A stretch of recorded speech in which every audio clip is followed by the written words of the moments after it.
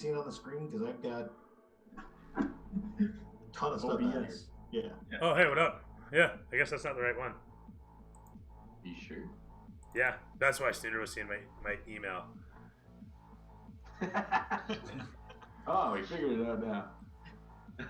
Yeah, you know, the big green outline around the screen didn't give it away. It was only after Shawnigan so lovingly inquired about specifics that I suddenly caught on. What is the vague statement regarding my email just went right over my head. Into somebody's notepad. All right, sweet. And the beauty of this is, it's funny. Cyberpunk's music is a lot of non-copyrighted stuff. Yeah.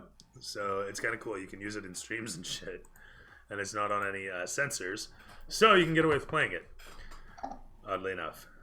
Yeah, they apparently put in a mode too that takes out any copywritten songs. Yeah, I seen it go by, and that suits me actually. I drive. The only time you run into them, I think, is during driving.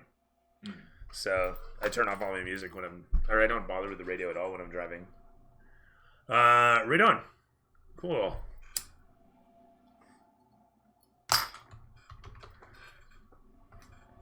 Welcome back once again, everybody, to another exciting episode of Black Thumb here in my garage. Coming from my garage to you in your home, my fantastic palette of personalities. It is my plethora of players. Why don't we hear what happened last week on Black Thumb? All right, Sean. I'm going to give you a part of it. My notes kind of went sideways there. So where do we start? So compounds in the center, Memnon and Kalimshan. We're getting some flashbacks here in the beginning. So we see Gary still wearing the Minotaur head. Someone's trying to kill Gary. He pulls the face off his attacker, and there are others closing in. He had saved the girl that was the daughter of the competing Pasha. And then we scan back and we see the Vizier checking things in the library. We think it was in the basement, if I remember the discussion about that. Servant is rushing away to go do something. Yeah, so hang on. Let's just back up for a moment. The library wasn't in the downstairs archive. It was just in the Pasha's office. Okay. That's what I remember there. Okay, so the Vizier is checking things. The servant's rushing away. Orion is around there with them. Orion kills the Vizier's servant. We go through a series of comedic interludes where Orion's trying to figure out what to do with the body as people are approaching. Yeah, you were just over his quarters in the wrought iron pathway that goes past it, trying to figure that out, and that took you a while there. And then you did manage to get the servant. No, you didn't do shit with the servant, did you? No. No, I just fucking left him. He did remember the key, though, eventually. I got the key. After enough leading. Okay, so yeah, mission accomplished. Sort of. And then we flash back. There's a dust storm that day. Hamid's complaining about plumbing. There's a morning. I'm waking up with a hangover.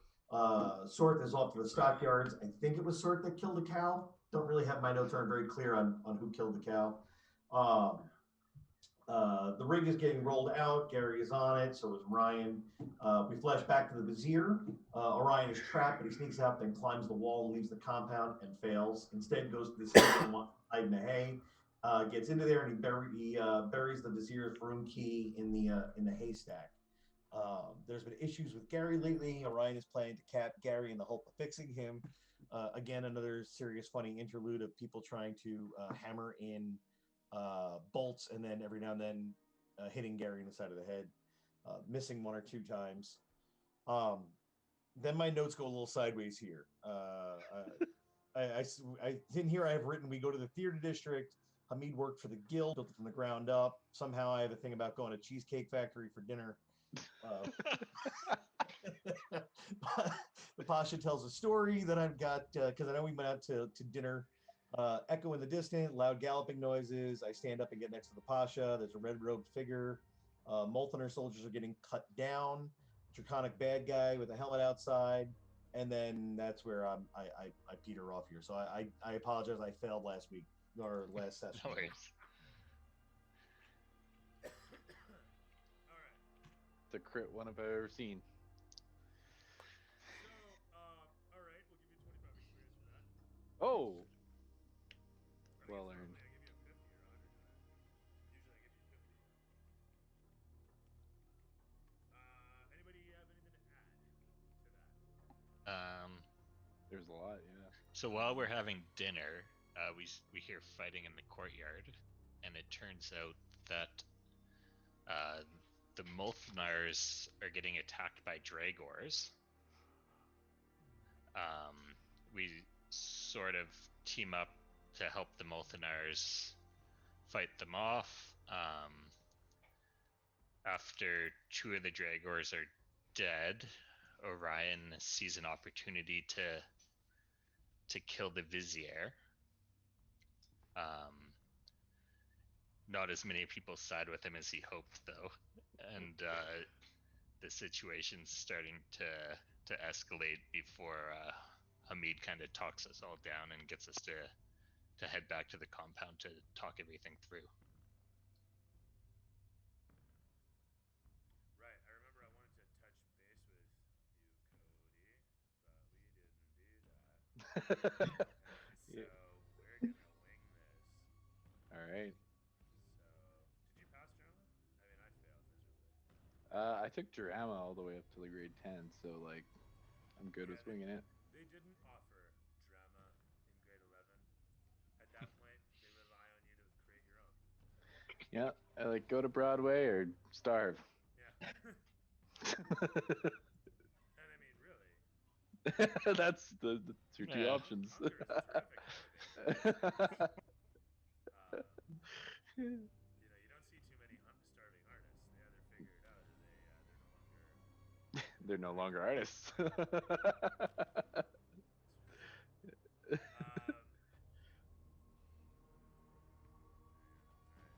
Very nice. Indeedy. Last session, I don't believe this was in the courtyard of the compound, or was this in his office? For what? Where you were confronting? No, this was out in front of the restaurant. That's right. Yeah, we were Yeah. chatting at the table. He, before the guards arrived, yes. and with that, Yeah, you ended the scene with us arguing at the table and arms flailing and all that. Yeah. Thank you. Yeah. For reminding me of that. We tried killing the Vizier, and I failed. Yeah, and Help then Hamid had us sit back down at the table. Like children. Yeah, yeah. Yep. You know, like one of those really bad family dinners where everybody's yelling at each other and knives are out. Yeah. Well, he's It had- a crime boss of sorts, or a gang boss.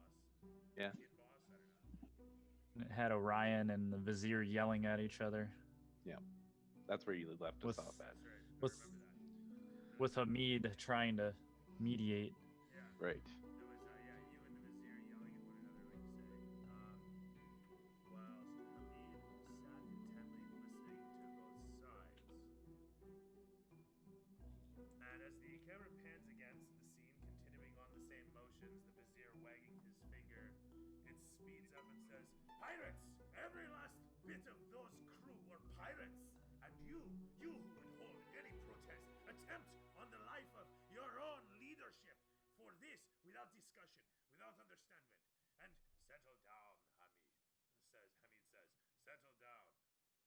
What do you say to this accusation that you are pirates? Were you pirates? We may have been pirates, but we were free men nonetheless, and we were doing the deeds that we were told to do by your people.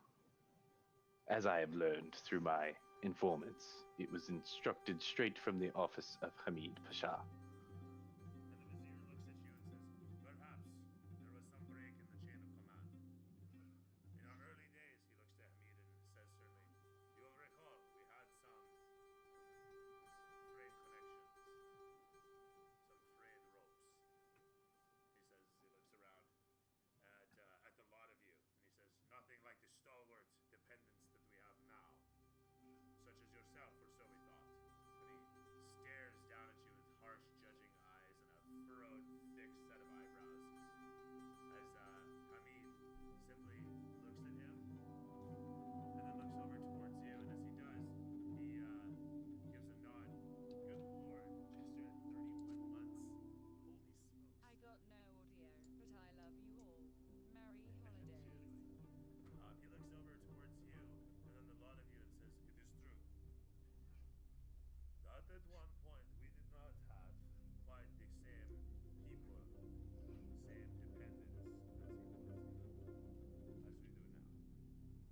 Hey, the audio is kind of low in the stream. That's what Jester was talking Sorry. about. Yeah, my microphone is low on the stream. Thank you. Sorry about that interruption. No, not at all. Appreciate that. Totally turned it down for when you guys were talking and totally forgot to turn it back up. As I was saying though, sorry, is Hamid looks over towards the vizier and then towards the lot of you and says, as he says, it was difficult in the beginning to find dependable individuals, people whom we could trust, truly strong individuals, such as myself. And now we have you. Then he looks down towards where Orion is sitting at the end of the table, and as he looks at you, he just glances over towards your left, and I don't know if you look, but you see movement suddenly step in towards where you're sitting, a shadow casting across you, suddenly and lithe, as it moves in quickly. And a moment later, you hear the pouring of a liquid as wine is filled into your cup. And as it reaches the brim, the young lady moves over towards somebody else's goblet next to the Goliath and pours out his goblet full once again. Then down the line to the Dragonborn, and so on. And stopping at the metal man, she looks him up towards the head and then simply steps around him with a grimace on her face. As she continues around the table, Hamid simply finishes off his goblet and then puts it out for her to fill, looking down towards the lot of you and says, "What do you make of this? All of you, do you know of this?"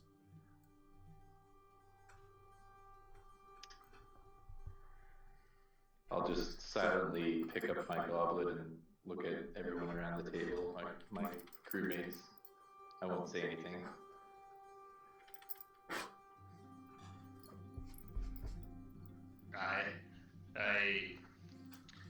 I knew he thought you'd dispose of us when we had no more need of our help, but I've also seen him dispose of many when he had no more use for that.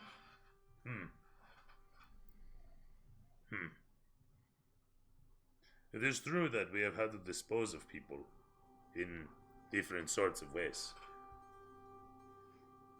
He looks over towards the lass and gives her a nod as she passes by, having filled his goblet, and then takes it in his hand and says, "It is true.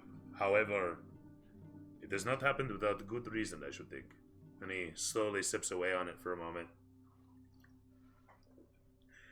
"I trust your judgment," he says solemnly to his vizier.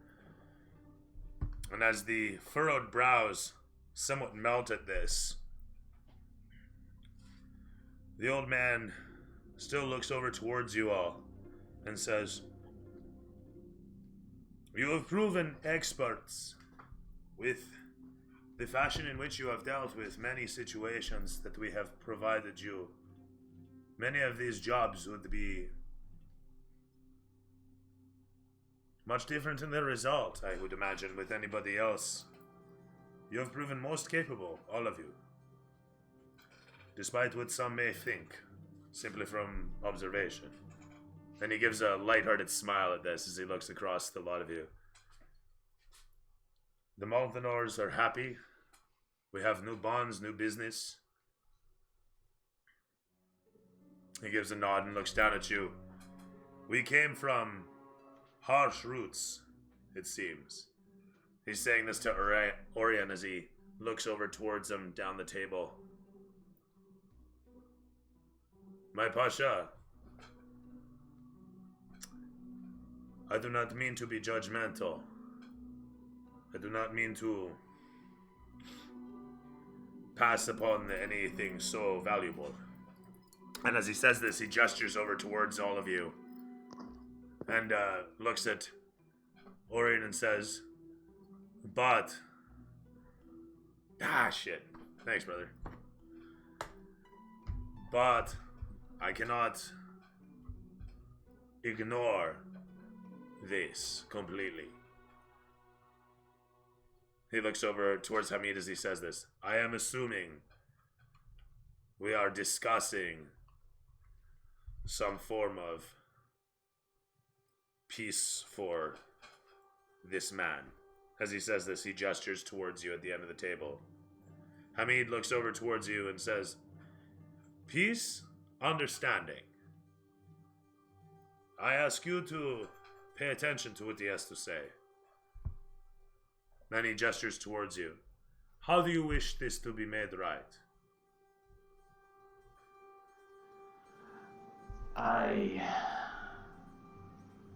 And as I'm pondering this for a moment, I'll take a light sip from the goblet, and I'll look over to Hamid. I wish for some type of tribute to my past crew lost at sea. That is the only way I can move on with a clear conscience. Are they completely wiped out? He asks solemnly. Yes, every last one of them was lost. I see. So this was about money then.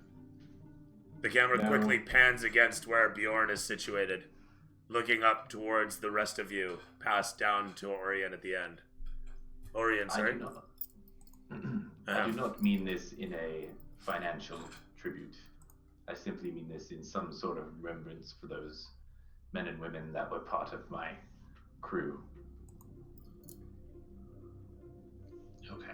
We may not have been the most well-suited bunch, and we may have been pirates, but they were still my crew. They're the only family I ever had.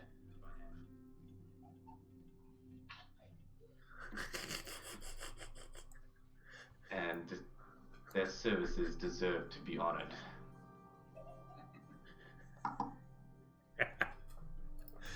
Can't they see your role playing over here?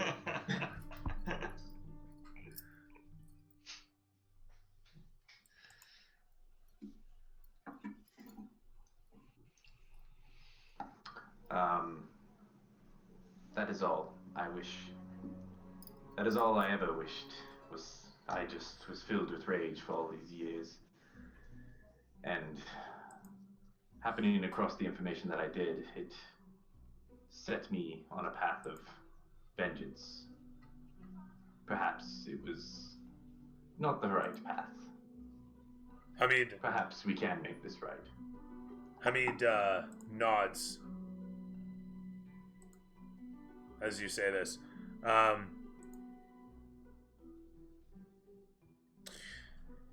He, after a moment, simply says, then we shall discuss this in further. But I can imagine that this may not have been the result you expected. I'll down my goblet in one fell swoop and then place it on the table and look back over to him. No, I did not expect this at all in the slightest. I expected something more. How shall I say it? More. He More simply jabbed in the gut, sort of thing, but I'm a reasonable man. So it is you expected to take my life, and so you have found that you may have gained new life. That is very wise words, yes, actually. That's, yes. He I leans think I back in may his he leans back in his chair and raises his glass to everybody down the table and says, to new life, gentlemen, to new growth, to new understandings. To new life. A new life. And a solid crew. The camera pans against a lot of you guys. As desserts brought about, it's a thick set of like pistachio ground up and pressed together with a bunch of sort of pastry layered together, and it's laid out in quick bricks, about an inch by an inch, in a big pan for you guys, big marble slab. They bring it out on, and Hamid gives a quick clap and says, "Please, gentlemen, let us enjoy the rest of the evening in peace and sweet merriment." And he grabs one of the cubes and pops it in his mouth. So rich. And then he simply looks out upon the grasses of the open air window behind you guys as he clucks his tongue and looks up towards the sky and says something quietly to himself. And the vizier glances up and looks over, having not heard him, maybe heard him, but I believe Gary was sitting next to him. Gary, and who was on the other side was it the vizier and Gary? Or no, who was next to next to Hamid? I'm trying to remember the seating arrangement. I don't know if we. I think we specified. Okay, it doesn't matter. Whoever's sitting next to him can slightly hear him say, "Such a future. We shall see where it takes us." We get a crossfade from that. Show the lot of you guys settle into your evening activities. Let's keep it brief as we can. Knowing me, I'm just going to drag it out. But Shotgun, what is... oh my goodness. Yeah, if there's nothing really else going on for the evening, especially after the battle and everything else, I think it's either time for a good rest or a little bit of dice on the walk home if I see an opportunity to go out and play. Right on. We watch as Lazariak makes his way down the roads, and sure enough, passing by the dice house, you stop in for that. Go ahead and throw me performance or insight, your call. All right. Well, either one's not going to really help me one way or the other, so we can. So, insight 18. Terrific stuff. Like a boss, you walk in and walk out sometime later with an additional 70 gold. No, I'm kidding, it's 7. With that said, crossfades to show Bjorn doing what? In the midnight hour. I'm just gonna go for a bit of a walk along the harbors on the way home and listening to the sound of the surf. Yeah, smell the salt air, that sort of thing, and then say some prayers to myself as I walk and head to my quarters. You come across a, which is typical, but amidst the thieves, the orphans, the laborers, the sailors, you happen upon a stray dog that, while not vicious, holds its tail up high and seems to take an interest in you for one reason or another. You're not quite sure. But it follows you from a distance of about 20 paces. Follows along with you for about 5 minutes. Almost seems like it's going to stay with you for the whole walk until it meanders off. It's a square-headed thing, about mid-size. Some sort of spaniel or something or other. I'm not sure what Bjorn would know about dogs and dog breeds. But with that said, you finish out the walk easily enough if you're not doing anything specific. I'm trying to decide if I took some scraps home from dinner. I think I just throw one of the little desserts I had pocketed. Sure. To the dog and keep walking. That happens. The dog slurps it up, dutifully, as any dog might, and chuffs a little bit, unsure of what to make, but then seems to realize it likes it, and follows it along. The dog continues to follow it and healing at your side, and every so often it whines and begins to sniff towards you, and then looks at you, not so much looking for more of the food, but just for a moment, unsure, and then continuing to smell you again. And you're not quite sure what it's after, because it's certainly not sniffing at where the food is. I'm gonna give him a little pat on the head as I keep walking. He sniffs your hand and gives it a lick. And after giving a little bit of a whine, he follows you all the way home. Coming upon the compound, he looks at the walls of the place and doesn't enter in, but then turns around and trundles off at the last minute. It's gray, shaggy, by the way. As I said, mid-sized, square-headed, floppy-eared. And from there, we crossfade to our lizard man friend. As you enter upon the compound, it's going to pan over towards where Sorth and Kurgit are hanging out at the lean-to that Kurgit's built next to the stables. And as the door is sitting open with the stove on inside, Kurgit looking towards you, as you're what? Or are you even here, actually? Actually, no, yeah, I'll be there. I'm gonna be pacing back and forth, kind of frustrated. He, lazily stirring with the ladle, says, "What are you so upset for? You are making me, angsty." Another one got away. Another one. He Yep. slurps at the soup there. And, tell me of this that got away. So you extol for them? What's up? Yeah. He listens, as a friend should, as a friend would, as he pours out 2 wooden bowls of the stew and places them down. As he does, he says, I, have this in from the harbor. I'm not sure what to expect. It tastes good. The meat, however, may be chewy, he say. And, as he digs in there, you continue to extol upon him what's happened. How does Sorth feel about it all? Like, how does he explain this to his friend Kurgit? Kind of gonna ignore everything that happened after one of the Draconic guys rode away.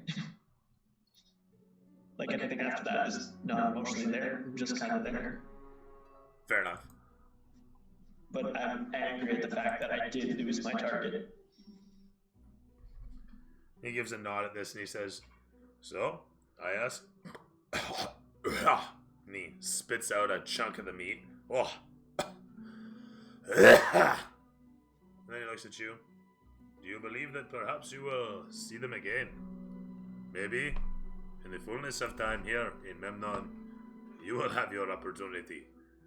Huh?" Well, the last guy that got away came back, and with more men. He gives a shrug at this. "Sometimes things may not work out, huh? But in the meantime, you have stew and company." You're right. I'm gonna sit down and just eat some stew. It's surprisingly good, a bit spicy. If you like that, then it's great. The meat is tough, but your razor teeth seem to handle it a lot better than his herbivore teeth. He is a minotaur, he has some incisors, but, you know, he's still part cow. But that said, the two of you sip on with your stew in silence as the evening wanes. The camera crossfades from there, showing in a side wipe there. We see inside the shop as a couple of the laborers hang up their tools and head out for the evening, passing by Barium as Barium's seen dusting off his hands of a bunch of metal shavings. And you've just gone over a bunch of the new framing that they've put around the engine casing, built the engine casing around the engine with the access hatches and whatnot. And some of the shelving has gone in now. And so it's starting, the interior of the thing is starting to come together.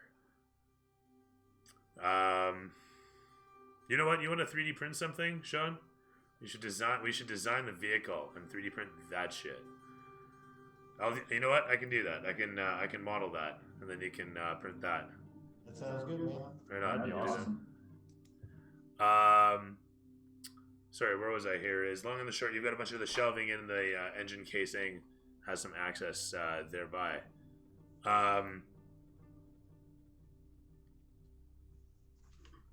Is there anything specific that you want to do to the vehicle? Not to the vehicle, but I have a couple other things I have to do. Mm-hmm. Is there number one, I have to fix my crossbow Hmm. since it sort of fell apart. You passed it to an apprentice. He already took care of it. All right. Then I would like to apply a couple infusions to my weapons. Okay. Let's hear about him. I would like to apply the enhanced weapon infusion to my wrench Okay. and the repeating shot to the newly fixed crossbow. Okay. After the guy brings it back to you, you give him a couple instructions on what to do with the arms and whatnot, and how to bore out the clip space. He goes and takes care of that. Over the course of the day, you kind of just delegate this out to this guy, and he comes back, and you're like, "Cool, it's perfect." Sounds good.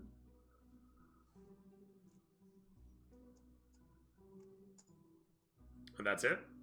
Yep, that's it. Cool. So like I say, you do all that, plus you get some shelves in. So right on. Right on, and that's you. Gary, where is the general assault response geometry? Well, I noticed that I sustained some damage to the head for some reason. So I have to go check that out. There was some damage to the what? So you're checking what out? My head. Yeah, I don't know why. Something like blood trauma. Oh yeah, fair enough. Okay. I don't know what happened. You ever seen The Last Starfighter? No. Okay. So you're gonna be in the shop, I assume, doing diagnostics. Okay. So you can throw me. Let me think about this for a moment.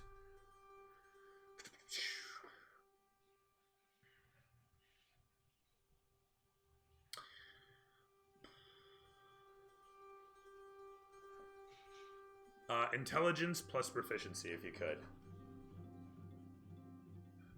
I believe that would also equate to investigation.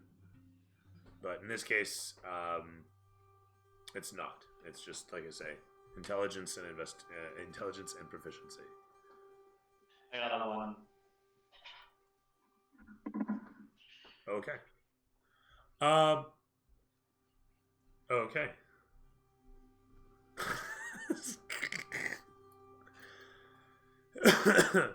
See, like, in my mind, that was gonna go differently. But okay, I can work with this. So we watch as Gary sidelong sits down at the workbench in the shop there, and undoes his head. And yes, you have indeed taken quite a bit of trauma. What you didn't realize is that you'd taken so much trauma, your neck joints and whatnot were actually bent. Now, it's biometals, so it'll figure itself out after a while. But you've definitely got a little bit of a kink. So as soon as you take your head off, you realize you're not going to be able to fit it back on for probably about a full rest, at least. Here's hoping. But that said, as you wrench it off, you also sense that there's something else loose inside your head. You're not sure what it is, but as you set the head down to work on it, you go to actually start working on it with the tools and drop the tools into your head. And so, I don't know if you've ever been here. I've totally been here plenty of times. Like, you have a computer case and a little screwdriver, and it just falls between the cards, and so you're sitting there like, motherfucker. And so, you immediately think to yourself, well, you can just turn the head around and it'll drop out, right? But as luck would have it, as you turn the head over, the screwdriver ends up getting lodged somewhere else inside the head's cavity, like amidst all the whatever's in there. And you can just imagine, I mean, all the wires and shit that make up the inside of a head. So anyway, now there's two things rattling in the head. You're not sure about the first one, but you know about the second one. So, I mean, you're kind of ahead. All right, anyway. On that note, it's going to be a long rest before you can get your head back on, and you've got a screwdriver lost in there. But otherwise, you seem to be okay. Worth it. No, but seriously though, you can make me another check to try and diagnose this situation. In this case, again, it'll be you know what, intelligence plus proficiency. We'll give that to you. Rather than I don't know if you have investigation, but 7 plus 2, 9. right. Well, it's not a 1. So with that, you proceed to give yourself a quick once-over best you can. Odds or evens? Call it. I'll say evens. It is evens indeed, and with a 14, you managed to fish the screwdriver out. So there's that. It's the little things, right? From there, though, you do note that your encephalomodule is being pressed on by some of the dents and dints that have been bashed into the outside of your skull. But that's not the most interesting part. You actually see that you've got a couple sliding bits and hinges around around the front facade of your head, and it looks like not only can you replace the plates on the front of your head, you can apparently fan out the bottom of your skull like hair, if you will, or rather a neck shield. So just as like a thing. You're not sure what that's for, but you can do it. And you kind of didn't know that you could before, so that's a thing.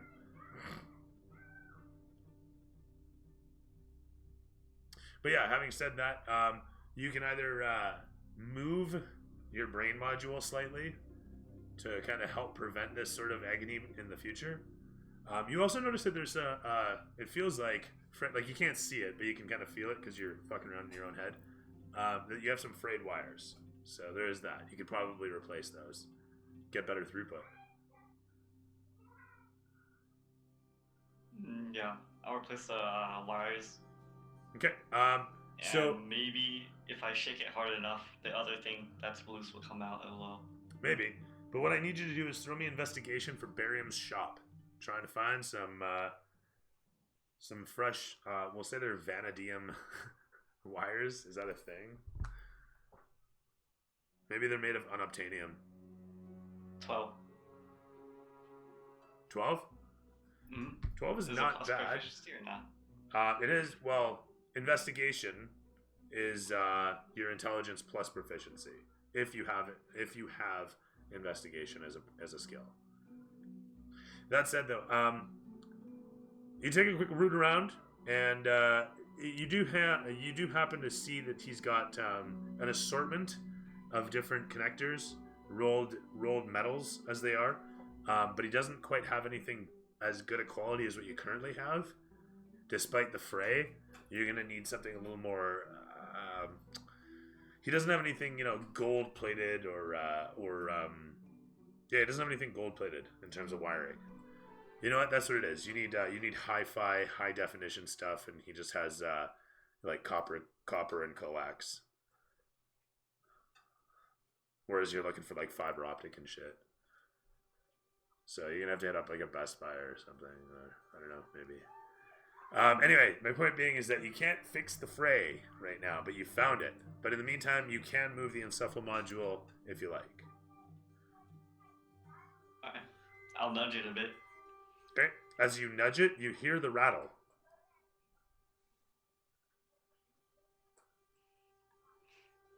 I'll do it a bit more.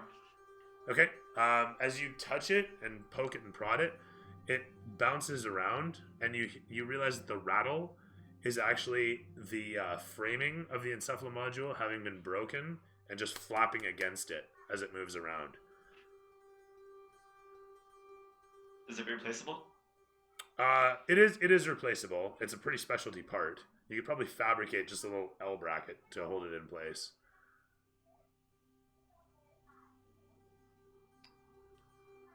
Can I search for a hot glue? Yes, I'm totally down with this. Let me tell you about what your next one will result in. But seriously though, as you observe upon this, you realize that you're gonna have a bitch of a time unscrewing the frame in your own head. You can't quite get a angle on it because you can't see what you're doing.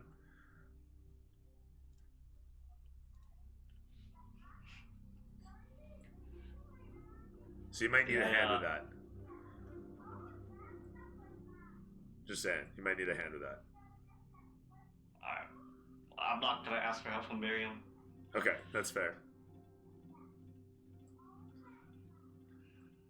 So there's no hot glue? I mean, he has Velcro, but no hot glue, no. No, these guys have Like, lightning is there- wands. These guys weld. They have lightning wands is what it is. They literally have 2 lightning wands in the shop that are used for welding metal together. There's a small one and a big one. The small one is probably not safe to use on your Encephalo module, though. Yeah, bigger is always better. Just like my girlfriend. It's funny because I don't have one. But everyone's got a mom. And so anyway, if you want to stick the, do you really want to stick the big welding wand in your head? As long as it works. I mean, Gary's not stupid. He would know it's a bad idea. I just want to say, period. Like, you'd know it'd fry your circuits.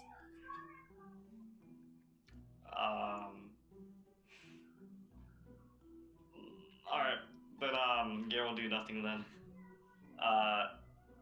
He'll Chicken. probably try to trick Miriam into buying some hot glue.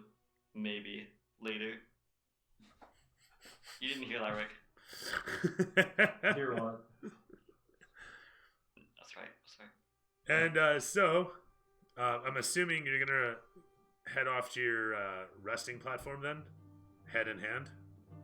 Yeah, because I can't put my head back on, right? Right. Not until your long rest is done. Your biometals have to like readjust themselves.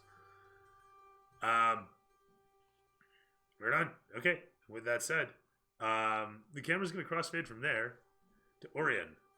Where is Orion though? And actually, hold that thought. I'm gonna go pour a drink. Alright, so I'm headless now. That's even more terrifying. Mm-hmm. Faceless, headless, damn. Where are you gonna put your faces now? We'll lay Is them on that top head of still covered by the Minotaur head that's rotting away? Is that? Yeah, I was thinking I might like put it on my head and leave my actual head like off. You know what I'm saying? That's a large part of your module, though. You might have some malfunctions. It should be fine. I just need some glue, maybe some Elmer's glue. I was gonna say, I know that Sork's been killing up a bunch of livestock. Yeah, you might be able to get some glue out of that pile. You might. Yeah, we could come up with something. Bones. Yep. Spit on it and hope it sticks. Dude, Rick, that filter or whatever you have is awesome. I don't know how you did that, but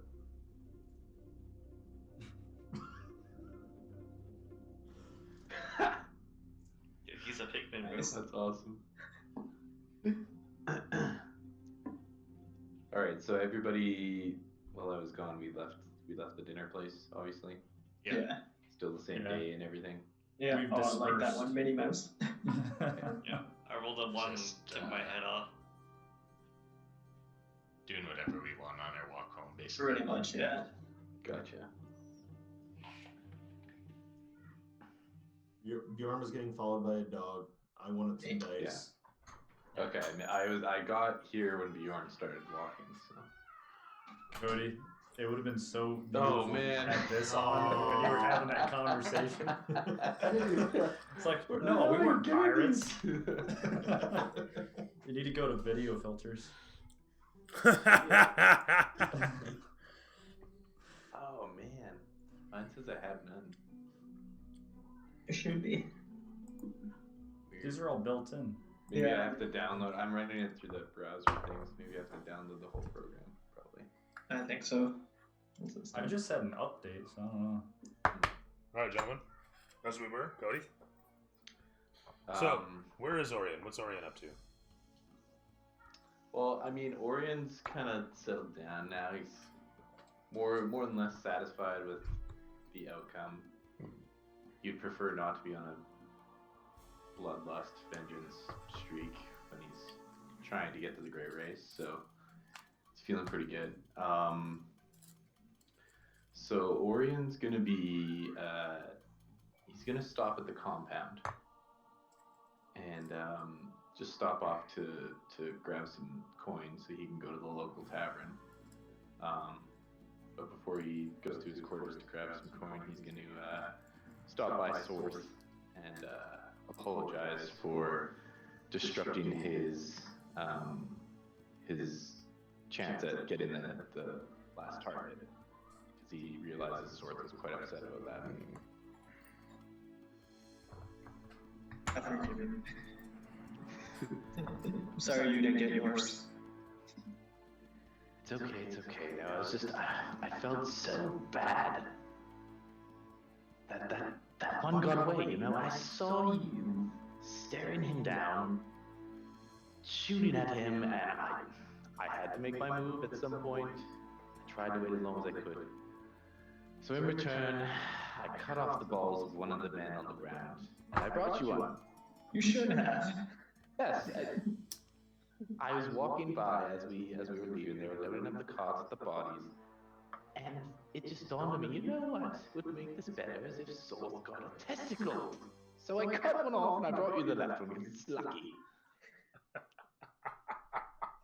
And with that, he produces a single, still slimy, testicle. Have you ever seen a testicle? It's Have a you ever- dragon testicle.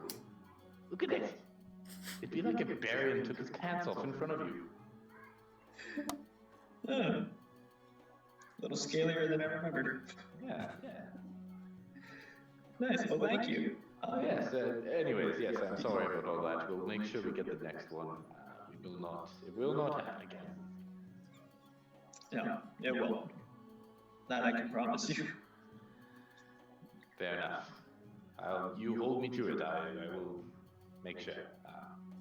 Anyways, I am off to the tavern. I'm going to go do some information digging on those dragon characters. I got the other testicle here. I'm going to be showing it about, see if I can get some information, and hopefully we can find these fiends that attacked us when we were sitting out for a nice supper. You know what? I might join you. Well, of course, I would love the company. Two minds are better than one.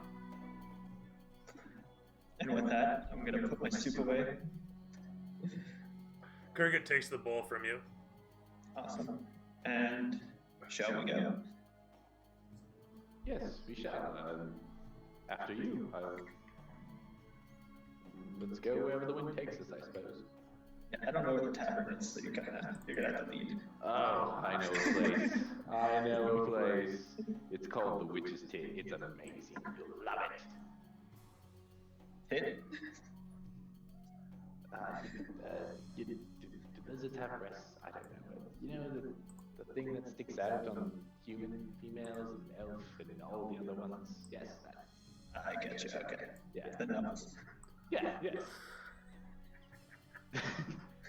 And with that, I guess I'll just start leading Source to the Witch's Tit. Yeah, with that, eh? All right. Just gonna follow. That was the note. All right. With that said, gentlemen, the two of you disperse from the compound. And before long, find yourselves down, I'm assuming by the harbor. Yeah, I would say so. Okay. I mean, there are other places you could go. Knowing what you know, there's seedy bars, there's high-class bars, or there's middle-of-the-road bars. What are CD bars? Seedy, like dives, like I see. harbor bars. You know, I mean, not all of them are going to be terrible. You know, for those of you who happen to have a favorite harbor bar out there, I apologize. I'm not trying to shit on your place of rest or your alcoholism, for that matter. I feel like the Witch's Tit might be kind of middle of the road. Let me ask Alex, actually, Oh, since you made this place up. Or hang on, who named this place? No, I- Cody. I- Cody I- made this up. Sorry. Yeah. My bad. No, you made this up. So let me ask you. It's the middle of the road. All right, cool. Yeah, perfect. All right. So that's where you want to go? Yeah, that's where I've been there a few times. I've found that it's good for gathering information on individuals within the city. Cool. So the two of you make your way towards this place, which is yonder, more central in the city. It hugs at the outskirts of the commercial district. It's not a low-end bar, but it's certainly not a high-end bar either. It's just right, with curtains where there might be dividers. The place is dimly lit with torch sconces that provide tasteful light and convenient shadows. And with that having arrived upon the place, you find that it's busy on the upper floor, but the lower level is relatively empty. There's 2 tables with some people at them out of, say, 10 tables around the place on the main floor. The bar is being attended by a large, gruff-looking half-orc who is more human than orc.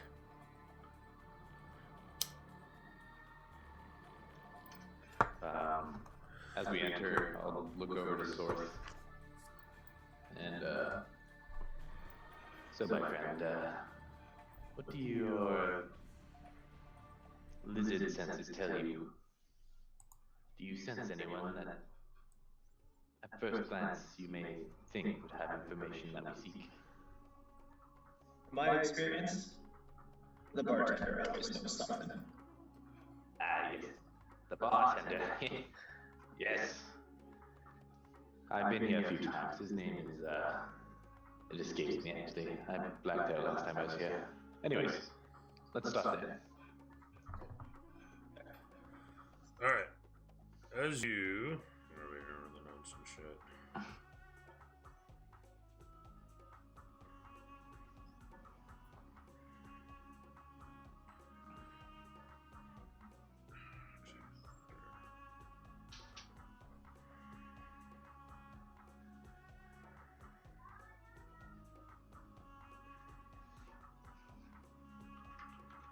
Oh, can't spell for shit.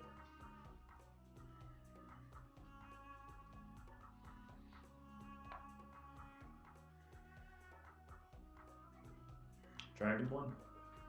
He's a half-orc fella. Like I said, more orc than, more human than orc. And, he goes by the name of Gentis, or his first name, Lojimo. Alright. Some people call him Log, but only those who know him dare do it to his face and know him like really well.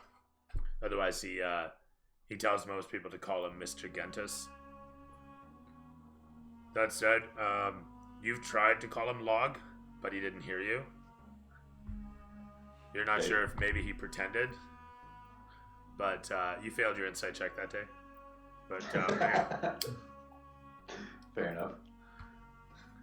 Is there anyone else sitting at the bar where he's tending? Oddly enough, nobody else is sitting at the bar. The bar is empty. You hear boisterous noise coming from above. The mezzanine overhead is pretty replete with what seems to be, you'd assume, one family having some sort of celebration. Yeah. Or maybe a bunch of laborers, people who work together. You're not quite sure from this angle. You can't tell. But Sorth, as you walk in, the bartender kind of just gives you an awkward eye, like raising an eyebrow as to who's this woodsman, like backwater what now? Kind of just look him up and down too. Just kind of like, okay. He after a moment, either he realizes what he's doing or comes to terms with it and simply gives you a nod and gestures around the room as if to say wherever. I'll walk into my usual seat at the far corner of the bar and hop up on the stool, climbing my way up it. You do so. You watch as Mr. Gentis finishes polishing a few of the porcelain finery, and then throwing the rag over his shoulder, he walks over towards you He's got a leather apron, a la a smith, and you can see it's got a couple stains and whatnot. And it's got a change pouch off to the one side with a bunch of coin hanging in it. There's a lid on it that's freely opened for him to easily get the coins that are actually divided in columns within this little leather pouch area. As he comes towards, he gives you a look up and down. And after a moment says, Mr. Triggerfinger, as it were, how can I help you? Yes, Mr. Kentis. You know, the usual. The Sandkraken's here to indulge in this beautiful tavern. You With watch my as friend he Sorth. reaches underneath and looks over towards Sorth as you gesture towards him, and he pulls out a bucket with ice in it. And you watch as he actually cleaves off a chunk of the ice, splits that in two, and puts them in a pair of porcelain cups.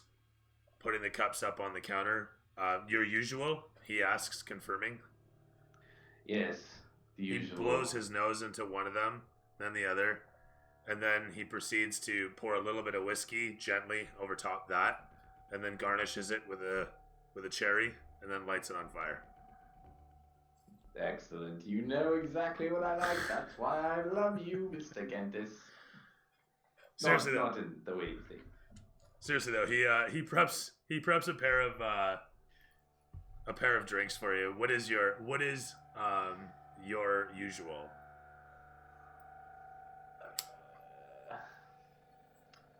It's called sea urchin's tongue, and it's just a mishmash of Just the wrong music.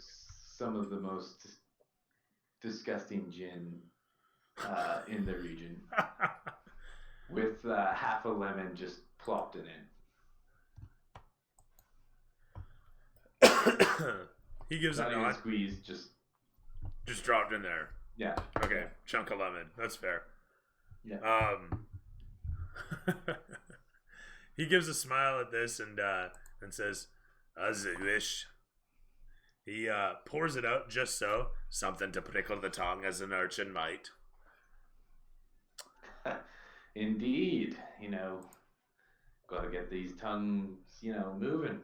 It's Don't try too hard, lad. And he pushes the porcelain mugs over towards you. you know me too well. To your health. So, come grab a seat. I'm gonna walk over, just sit beside him. You do so. As you position yourself, you find that the stool is easy to sit on. Usually they manage to hurt in some fashion, but this seems just the right height, and it's grooved out such that your tail has no problem sprouting out behind you. Quality. Yes, they have the finest stools in the region. It's amazing. Yes, our stools, of course. I'll leave this here. And he drops the bottle on the table and walks away. Just kind of pick up the bottle and start drinking out of it. Kentis looks over towards you. Oi! Have some class, you ass. Drink from the glass. You do not want to piss off Mr. Gentis. He proceeds to continue mopping down the bar at the other end. Sorry? Just gonna casually, slowly start pouring some into the glass. You do so. It's thick, viscous, and it's just a mix. It's a premix, and it's thick, it's viscous, and there's chunks of lemon that glorp disgustingly out of the bottle every so often. People actually drink this? It's better than it looks. Don't judge it by its look. It's all about taste. Isn't that right, Mr. Gentis? He simply grunts with a huh? And looks over towards you from down, like he's now 7 feet down the bar. So, what's new in the witch's tit these days? He comes back over towards you as you inquire. And leans over, looking you up and down, and says, "How'd you mean then? Every day is more or less the same. We've got the merchants coming through in the mornings. They have their breakfasts. They do their dealings. There's not much to speak of there. No festivals up anytime soon that I'm aware of. Well, my friend Sorth here was just telling me about some sort of incident at a restaurant just up a few districts away from here. Weren't you, Sorth? Yes. Yes, a bloody mess that was. Yes. I heard about this. This was you. It was not I. No, the Sandkraken had nothing to do with it at all. But I did walk by out of curiosity, and I saw some interesting folks clad in some very illustrious armor, and happened upon this. You hold forth. And I take out the right testicle from under my cloak. It's wrapped up, and I slowly kind of unwrap it gently. He gasps and says, I know this man. Anyway, sorry. Yeah, it came off of some very interesting soldiers. They appear to be dragonborn. And I heard whispers of House Dragos or something or other. And I'll wrap the item back up and slide it back into my tunic. Lojimo simply stares at you and says, that is disgusting. Yes, but not as disgusting as the drink you just made me. This is your usual. And this is what you bring to me, so why should I be surprised, huh? Exactly. You know me too well. And I Yes. think you know why we are here. No. He simply shakes his head and says, I believe you are here for the drink. What is it you wish to know? I'll look over to Sorth. And I'll kind of assume that he's gonna take a lead on what he wants to say. Okay. Just gonna look back at the guy and go, we want to know who they are and where they live. The bartender gives a chuckle at this and looks at you and says, describe them to me. And I'm assuming you do so. Yes. Okay. To which he says, these are the Draegr soldiers, yes? That is what I've heard whispers of, yes. Would they not be at the Draegr compound? They might. I'll look over to Sorth in shock. But tell me, friend, is there anything we should know about these folks? So far as I can say, they don't come to my establishment. But what I hear is they are good tippers. And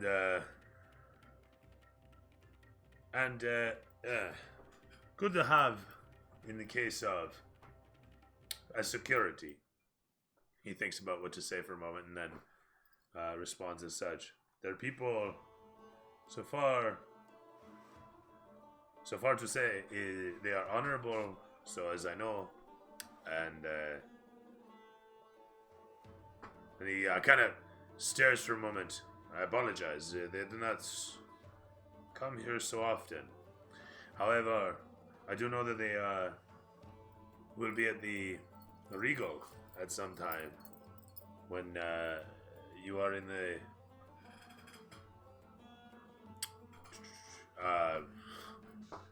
when you are in the northeastern end towards the gate. There is a fine structure known as the Regal. It is a wine and tapas. They have a wide variety of foods that I simply cannot offer you. He gives a laugh at this as you see him kind of grow listless in the moment, and as he looks you over, he says, if you wish to see them, you must go there. Alright. That's What are we waiting for? Let's go. something. I'll place a rather large tip on the counter. And Why do you wish to find these men? What is your business with the Dregors? well, Source made a friend, and he wishes to find that friend again. He looks you up and down as you say this, and then he says, Orion. Yes, my friend. He regards his words for a moment and then simply says, against my better judgment, I will simply say, what little I do know of the Dragor family, I know that they have a rather esteemed leadership as I understand it. The Dragors, if I am not mistaken and the rumors are true, they are a family who follows the words of a dragon, huh? So you watch yourself, for I cannot say where I know this from. However, you be careful. I understand. And I'm pleased to know you do care about me. You like me. He rolls his eyes exasperatedly and pats against his apron, grabbing a hold of his rag. He simply looks away after staring at you for a second, leaving the coin on the bar as he walks away. You see, Soul, he is a good man, and this is my favorite place in town. What else am I going to say? You lean back in your chair, I'm assuming? Me? Yeah. Yeah, I lean back, leaving the coin there because I'm not taking it back, but I'm expecting him to take it. As you lean back, you can throw me perception as you stare around the room, satisfied. Okay. Perception. 14. Amidst the crowd, you notice what seems to be a distraught child rushing about with a strange pointed hat and small curled shoes, his little vested self rushing about with a rather heavy neck wear of some sort that is scruffy and almost like a fur just wrapped around his neck. It is a fur, oddly enough. His hat red, his shoes red, his vest green. He runs around distraught and trying for everybody's attention. I'll give Sorth a little, and I'll point. Sorth, you glance over as another one pops in through the crowd. Somebody nearly steps on them. The little figure jumps out of the way, cusses towards the figure who looks down, and then ignores him and looks back up. The figure looks over towards the other one. The two of them look similar, but not identical, but they're dressed relatively similar. Their vests are made of like a dyed leather, and the one has a rather replete tool belt that he's carrying sidelong as they're making their way amidst the many people in the crowd trying for anybody's attention, but nobody is paying attention to them. Sorry, hang on a sec. They come in and they implore upon the first table, and nobody there pays attention to them. And then they look over towards the bar, and the bartender looks glancing over towards them as they walk across to the other table there. Sorry, I'm getting my order of operations totally fucked up here. Apologies. So, as I was saying, you see them on the mezzanine fucking talking to everybody in the crowd up there, and they're not being paid attention to there, and then they make their way down, and then they talk to the first table, and then they try to the next table, and then finally they look over towards you guys. And they slowly move in towards you. And as they do this, the older looking one, with a bit of a mustache and a bit of a beard, he looks, like a dwarven gnome, if you will, but gnomes don't typically grow facial hair. But this guy, he puts his hand on the other one's shoulder, and as the fellow looks back towards him, the old man just gives a shake of his head. And you hear the first one go, "But what if they can help?" And the older one says, "There's no help to be had here." I'm going to quickly. Do I hear that? Or Yes. No? Yeah. All right. I'm going to give a little whistle to get their attention. Just a little. The old man looks up, as does the whippersnapper, I suppose. And he looks over towards you. And he, as he stares at you, I mean, what kind of expression or gesture or whatever do you give I'm him? just doing this. He, Come on, cocks Dave. his head and comes in towards you as the old man kind of, "What are you doing?" And then he waddles in alongside. As the diminutive figure comes towards you, he looks up at you as he does so with somber, wet eyes and says, "Hello there. How are you?" Hello. I'm well, and it appears you are not so well. "No, My friend and I were here just sharing a drink, and we noticed. we're something's looking going for on. people, anybody to help us. Anybody who knows this place. Anybody who can help us. Our boss, he's in trouble. We need help." "Calm Who's your down. boss? Calm down. You'll have to forgive the young one. Our boss has unfortunately come under some misfortune. Our sled was taken, and the boss at this point, we're not sure if he's okay. But we simply need to get our sled back, and we'll be on our way. But nobody is willing to help us with this. It's too much." Well, do you have any leads? Perhaps you could accompany us back to the compound. I believe Sorth and I were going to construct some sort of plan of some sort before we trouble off to the Regal, correct? Oh yeah, it's gonna take a time. Yes, we'll have to develop some sort of plan. But how about you come along with us? I'm feeling in a gracious spirit, and maybe we can find someone to help you. The old man suddenly brightens in the eyes, his cheeks growing rosy as he looks up towards you.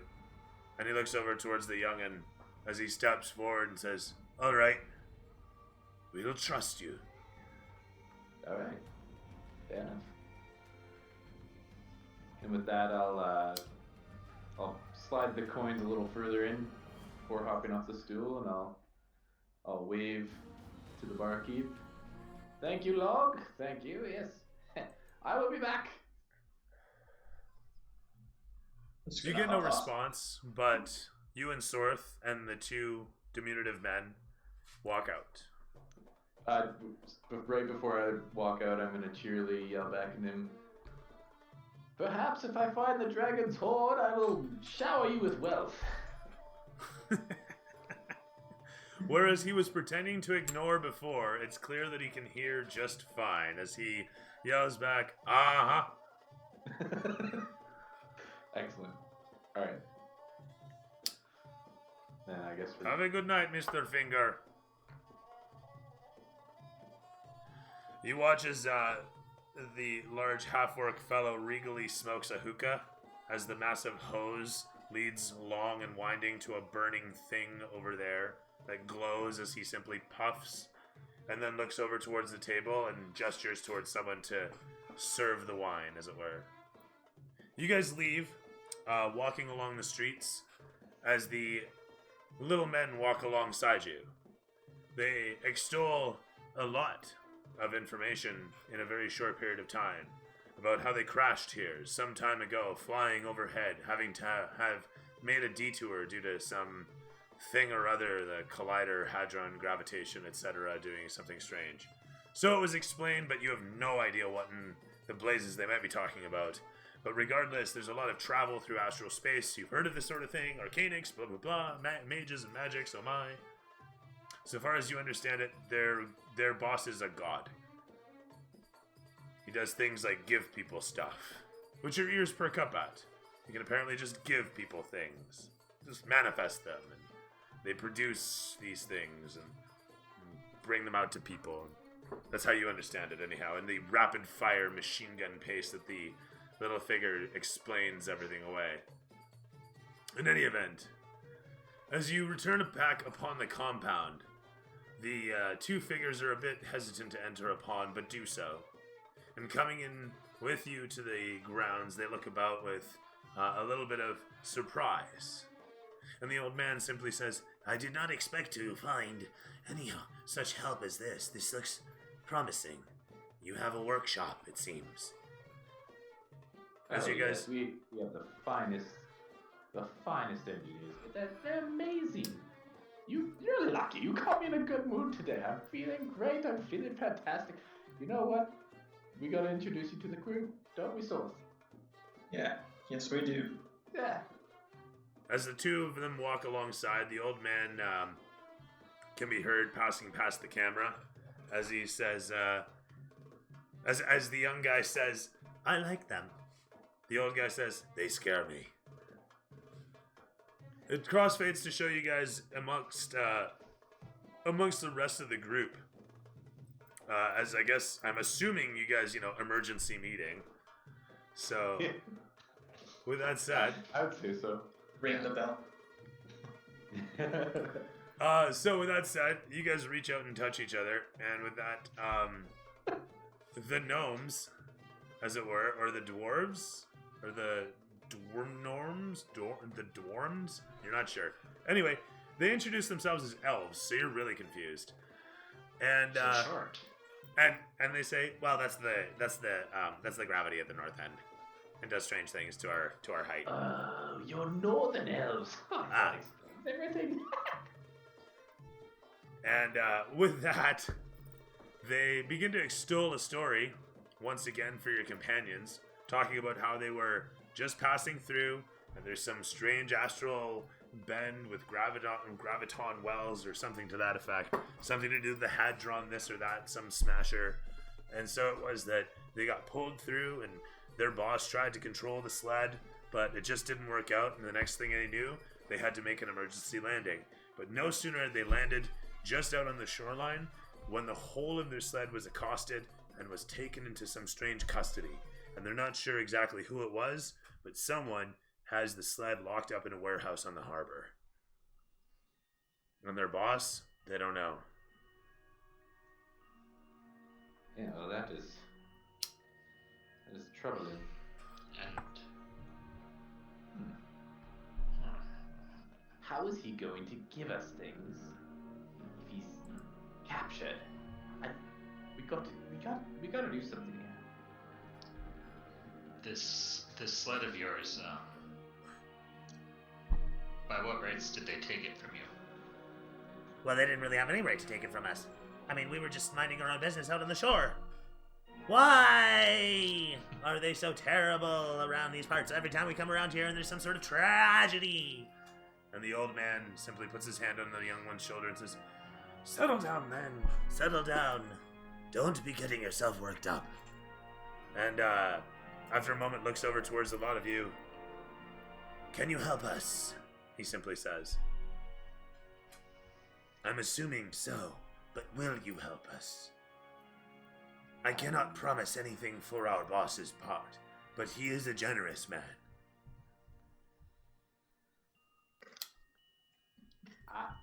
I'm game for anything, at this point, I'm down. The rest of the crew is, of course. I think we should see who's taken this before we promise anything. Do they know who they look like? Or what it looked like? That stole the sled? They were clad in leather armors. They brandished falchions, and they wore red and blue cloaks in a swirling S pattern across them. Is that familiar to anyone? Anybody? Actually, I'm going to change those colors up. It was a blue and a lighter blue, with the lighter blue in an S pattern pouring across it into the darker blue, like a blizzard. He says as he focuses forth, and you guys Anybody who's been north and in the snow knows what a blizzard is. Otherwise, you have no idea what a blizzard is. And then he looks around and says, "It's like a sandstorm, but with snow. But with snow." Man, that's hard to keep consistent. Sorry. Generic old guy voice. Go.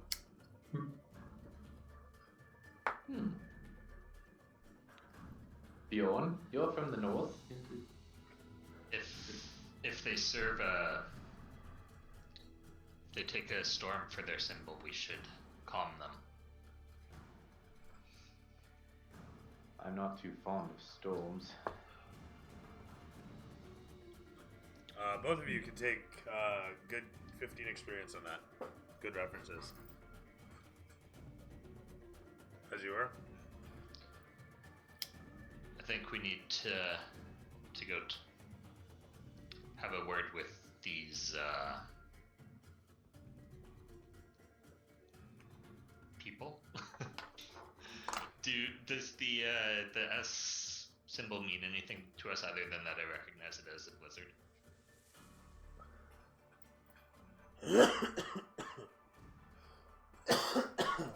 Excuse me. You can roll me history. Excuse me. If you have proficiency, you can roll it at advantage. Crit. Wow. All right. Nat 20. You immediately recognize the symbol of the Frost family. Oh, shit. These guys are mostly nomadic. They head, as a family, caravanning up and down across the coastline.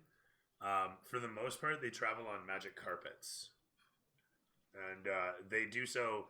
They make a hefty amount of money smuggling very easily, and are mostly known to trade in ice.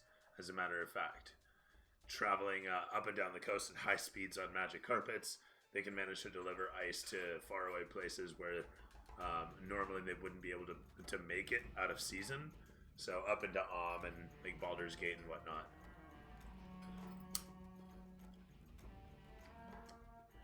And so their leader is a fellow by the name of Jack.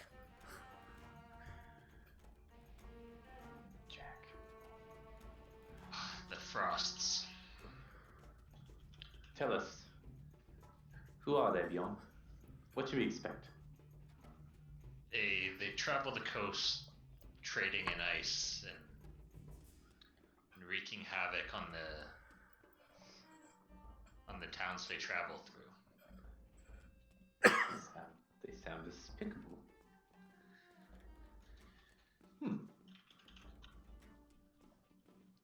Bjorn? Who's their leader? There's got to be some sort of head to this house. I believe he's a man named Jack Frost. How original. I've heard rumors they worship the Furies. In particular, they pay homage to Oral.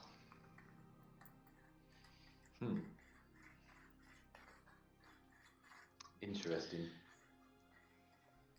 Well, we're gonna have to put a freeze on their business. Oh! You know what I mean? The gnomes or elves, dwarves, whatever, look up towards you and says, "You're gonna put them on ice, aren't you?" Yes, that's right. I'm cold-blooded. I mean, cold-hearted. Sorry, Sword. Not there. Barium, do you figure you can fix their boss's sled? Unlikely.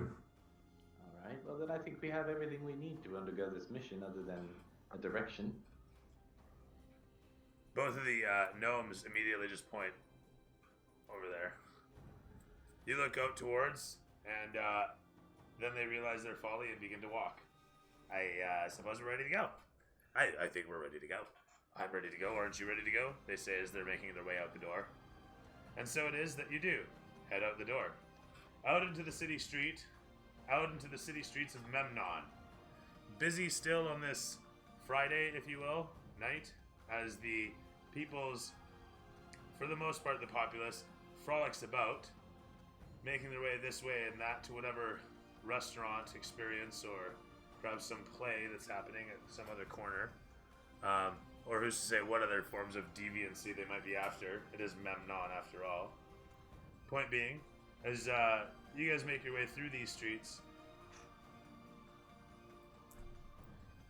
you come to the outskirts of the Harbor District, where you can see there's a cojoining of several buildings and a fence line, and within that clutch of buildings, you can see that there is a roost, that is to say a scout tower, and a large building facing towards the water amidst all those buildings. The buildings themselves are large, we'll say 30-foot tall, palisaded structures with exoskeletons of pillars made of large, long timbers. Music's kind of dramatic here. Enough of that crap. Let's see here. Something a little easier. Like that. Where was I? Sorry. Lost my train of thought. Right. The buildings themselves, large, sort of cladded, if you will. I said palisaded, but if you imagine these are like structured, attached end to end plates of sheet wood, and then they've got running structure across them, connecting long pillars leading up the 30-foot lengths, kind of in a lean-to design that's framed to hold the plates in position. With that said, the warehouse, you can't see it too clearly from where you're positioned as you're approaching upon. You've got a bit of a slope leading down, where the road dissipates from a nice cobble that smells of urine, to an open sandy assorbent of some remaining cobble, where the cobble hasn't been stolen to build people's homes nearby this kind of slummy harbor area. Several of the... That's really not the right music. Let's try again. Hey, how about something else? Right on. Hey, thank you for that. As I was saying, sorry. There's a slum sort of arrangement built there, so there's a bunch of buildings assorted around where there's these larger, like I said, the cladded palisade buildings, and those being the warehouses. So there's this weird squatter city built around these varied warehouses, and amidst it all, you can see that there is a bit of a populace roaming around within that squatter city, but you can also see that there's formal guards dressed in, assuredly, the very robes that are described. They've got battered and well-used armor. Surely they've got leather tunics and robust leather leggings with like metal kneecaps and shit. It's good gear, but it's clearly seen some use that you can see even from this distance. Not all the guards are the same. So there are the frost guards that you can see, but then there's just an assortment of other guards, and from what you can tell, one city militia guy. Or is it one city militia? Because usually they work in units, at least units of 3. So either this guy's whatever running solo, or the rest of his units nearby. Maybe he's, they're off grabbing something to eat or something. Let's see what else. I think that's about it for this end. The rest of the city, the rest of the harbor, I should say, you're going to have about 50 feet yonder before there's any semblance of somebody else's property, and there's a fence line right next to their buildings. So there's a very hard segregation to these particular warehouses.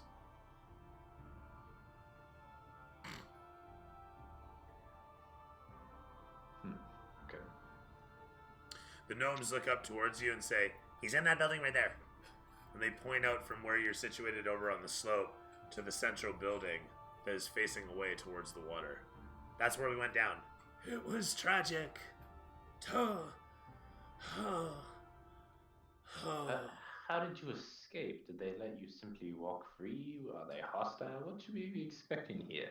The old man looks somberly with large, wet, bulbous eyes towards you all as he looks over towards the young one who says, "We fell into the water. Before we knew it, everybody else had been taken. Oh, I hope the reindeer are okay." As the old man simply gives a somber nod, he looks up towards you and says, "They're in that building there, as he said."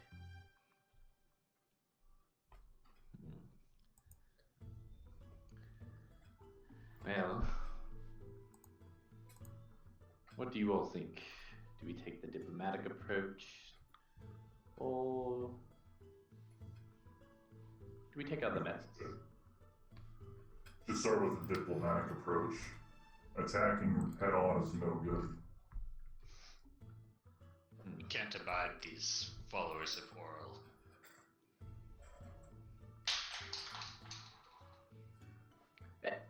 Also, has anybody noticed Gary's head's missing? What the fuck? I like it better this way. He It's not, certainly is. it's not missing. It is there. He is carrying it. He's carrying it? Yeah. That's even funnier. And I'm gonna grant some autonomy in terms of like you can put down your head and you can be within 60 feet of your head with free movement.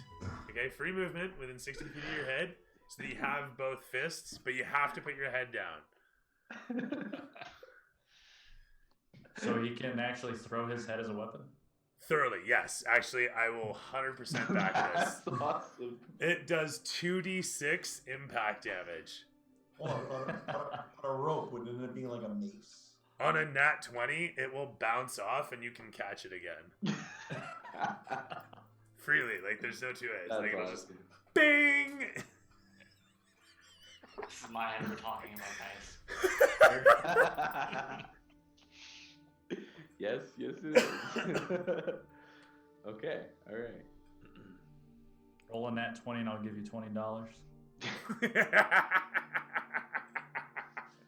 But it has to be on a head throw. Oh, this is on like Donkey Kong. Alright. Okay. I'll find a way.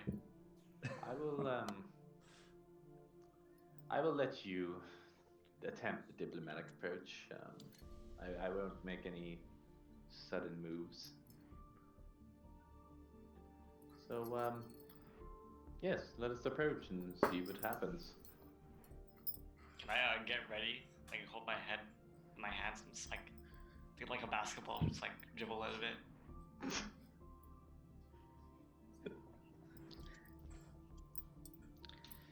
Okay. Got a rock star DM over there. Yeah. Do you seriously dribble your head? I don't take you seriously on that note, but I feel like it would be a disservice not to ask. It depends whether I take damage from it. I mean, yes.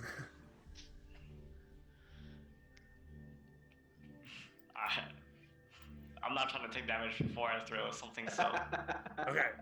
Just wondering. No reason. trying to make sure I don't die before I throw it. That's fine. I'm gonna position myself at the back of the crew. Alright, as sounds we good. approach. I'm gonna walk towards the door, and then I'm gonna use thaumaturgy to raise my voice, and I'm gonna bang on it, and I'm gonna say, "We're diplomatically asking you to return this sled and then leave."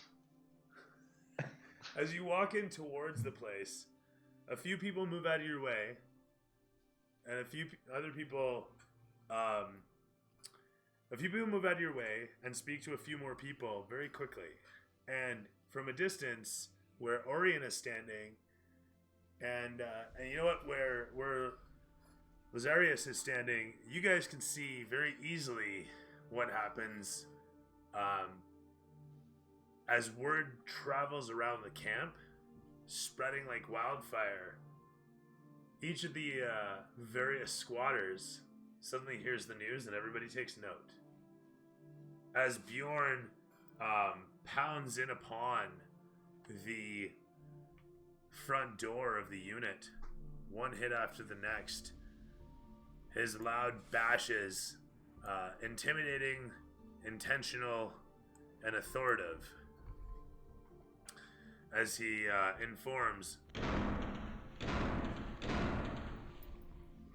upon them inside.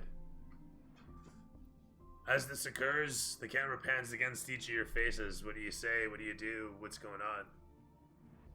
Be on your guard. I don't expect this to work.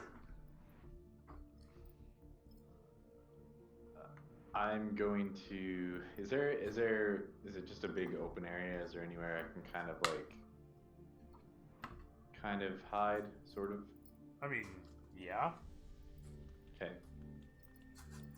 I would like to try and not show myself, if at all possible, before this situation evolves.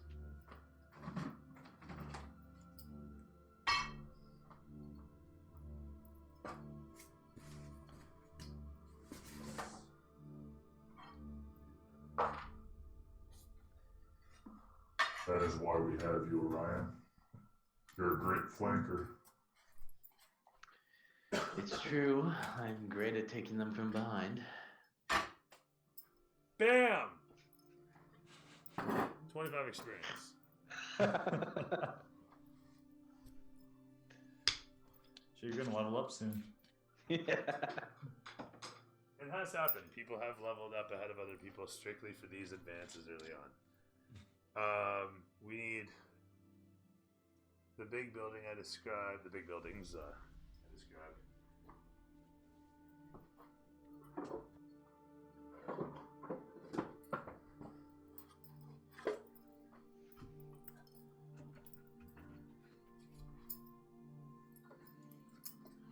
I hate this climate.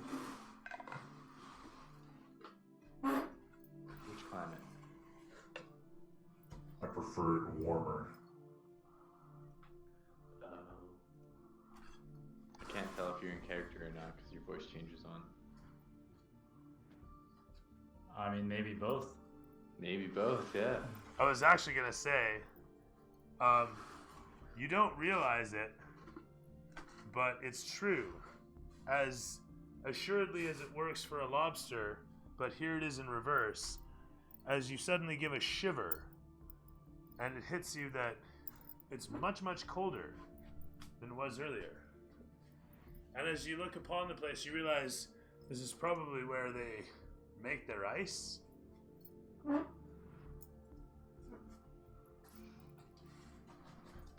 But what's more is it's so cold that as you look over towards the shore, you're surprised to see frost buildup on the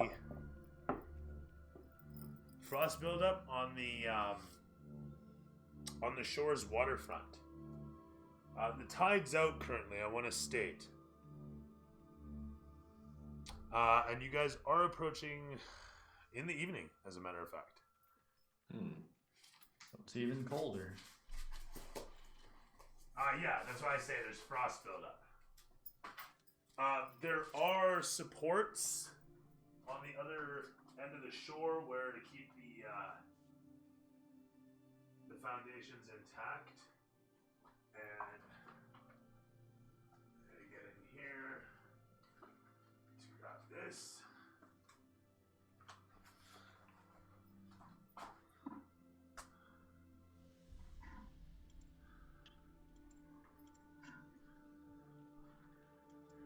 Good times. There we are. Sort of like that, and then like that. Not really. Ish. I don't know, maybe. curious as to how these magic carpets work.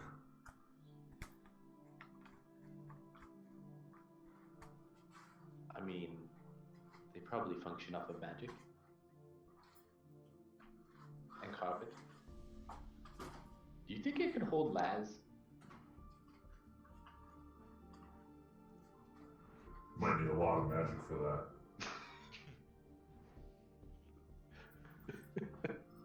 Maybe even 2 carpets.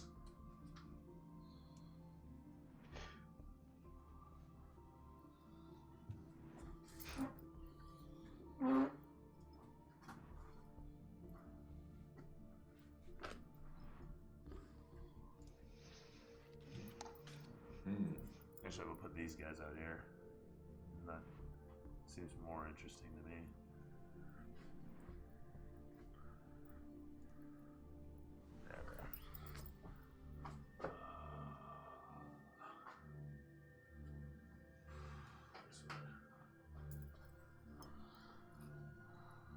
Damn.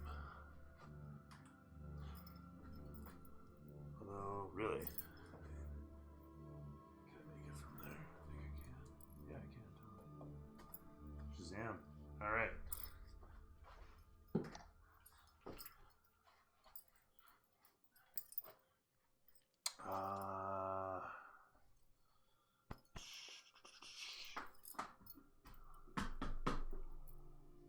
And then, yeah. Cool.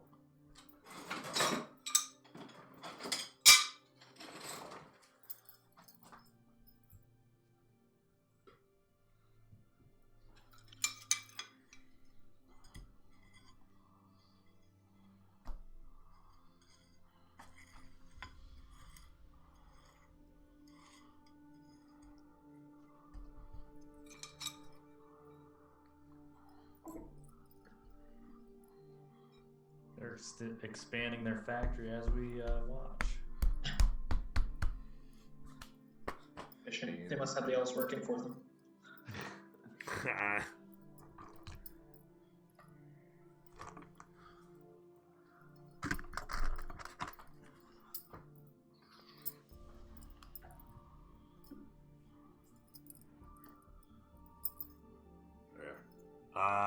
Right on.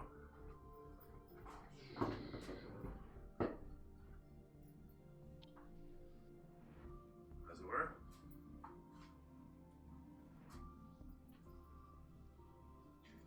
And there you guys. No, that's not you guys. There we are.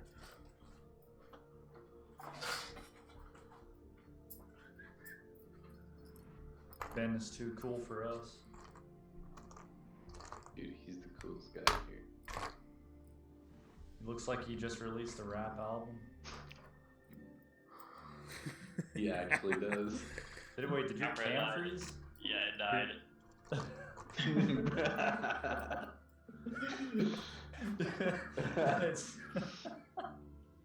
It stopped in the greatest position.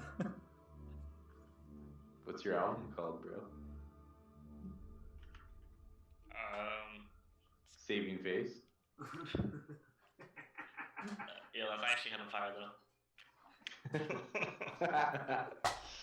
Yeah, I should get into music. You're right. You should, honestly.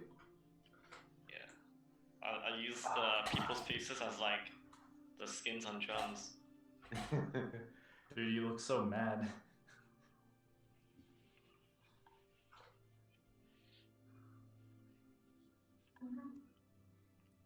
Cody, you're gonna have to show me how you do that.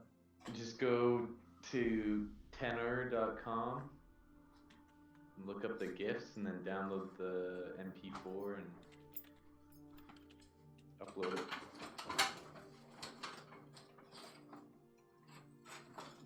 Some of them don't work because of the resolution, but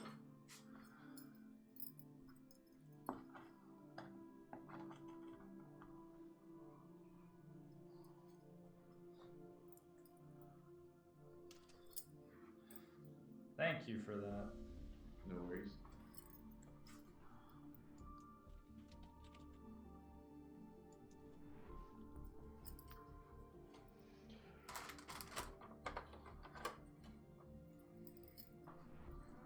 can't get over how pissed Snooter looks.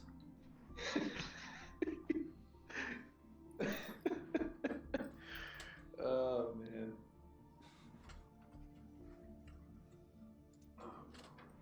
It looks like he just joined NWA.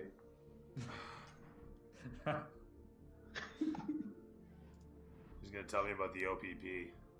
You know me?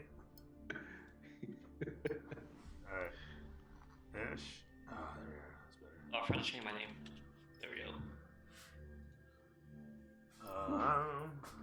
Just about forgot who you were. Dramatic camera angles all over, all day. Other Alex, is that you in Discord?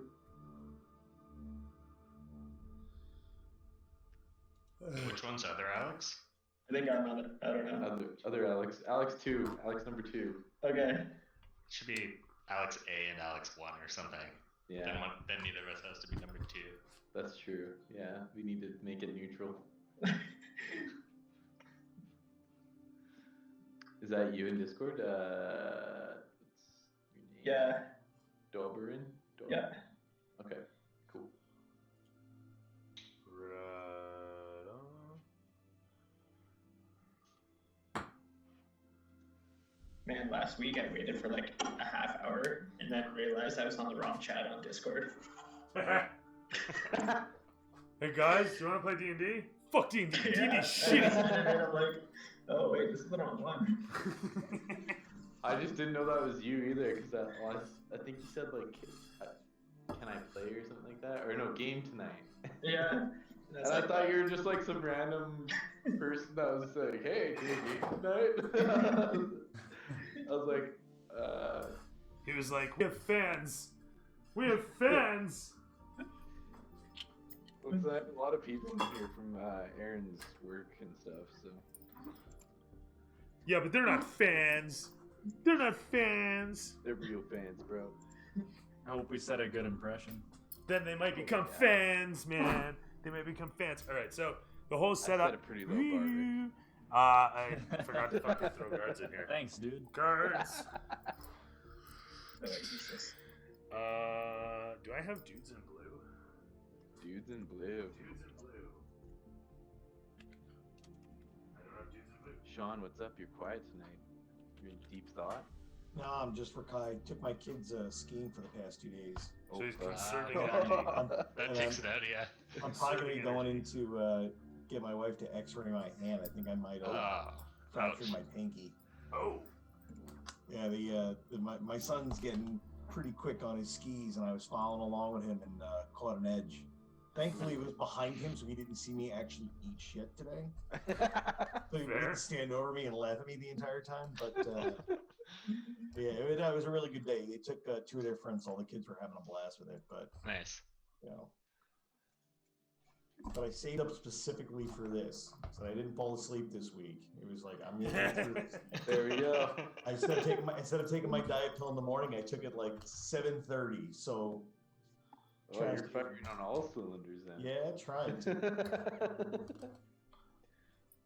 Well, I just ordered my IV off of Amazon, so I'll be just mainlining Red Bull come next week. I didn't realize we were doing Operation Save Santa this week. But Buddy, you've never done a Christmas episode with me, have you? I have not. Actually, I don't think anybody here has. So, gentlemen, Christmas special. Every year. You guys are approaching a pond as the camera pans against to show Bjorn in the distance. And what's that crazy bastard doing? Let me tell you. He walks in and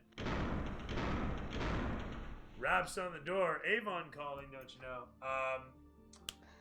It takes a brief moment as you see a few guys walk over towards the roof's edge from up top as the camera pans to show the lot of them looking down upon you from up high. The one guard hearing this makes his way over towards, looking past you at the boxes. And pans in low to show him approaching upon. And simply asking, who goes there?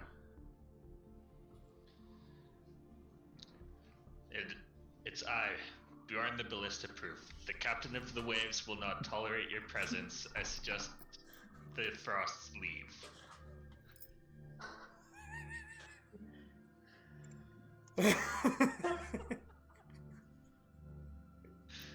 Yeah. The guard, he kind of screws his face up at this. And he says, "That's an odd title. Are you royalty? A knight?" He continues to approach upon. He's cautious, but he's not scared. As he comes in, he's got, like I say, the tabard also has the same S and the light blue. The cape that he's wearing is kind of a half cape, leaving open the handles of a sword and a small hand axe that he carries with him. You can see that he's got a knife in his boot as well. He's wearing a chest plate across his tabard, and he looks spry. But as he comes in towards, he's got his hand on his hilt, but not in an immediately menacing manner. And he says, "You look like a man of the cloth." Or sorry, "You look like a man of the cloth. Much respect.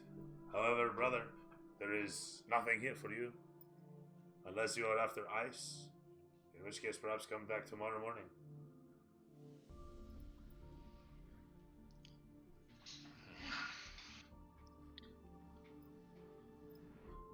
Ice is what I am here for. It's not. The followers of the Frostbane are not welcome in these parts. He simply gives a nod and says, "I wish I could help you, brother. I really do. But the door is locked up and I have no key for this. I am simply here to guard it as property of the family." He says, "I am not going to cause you any threats of any sort. You are free to stay, but please leave the building alone."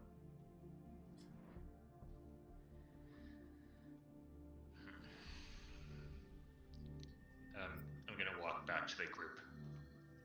You do so, the camera panning slowly as he walks over towards the crates. And he leans against the boxes, watching you leave. And you can hear a flink in behind you as he ignites a pipe that he sits and smokes a little bit, watching upon where you go. The guys up top watching you from up above don't pay too much mind at first until you see this guy over here. He kind of gives out a quick to the guys on the dock side, who they take note, but they don't come rushing in towards. You hear from inside the neighing of some sort of beasts as you walk away, Bjorn. But you're not sure what to make of it. If you imagined it, it certainly wasn't the sea, though. There's no mistaking the beauty of that sound. As it were. I tried diplomacy. It didn't work. As you guys look out towards the shoreline, seeing the dry beds and the cliffside, sharp and stoic, you think to yourself, that's a robust guard post that they have over there.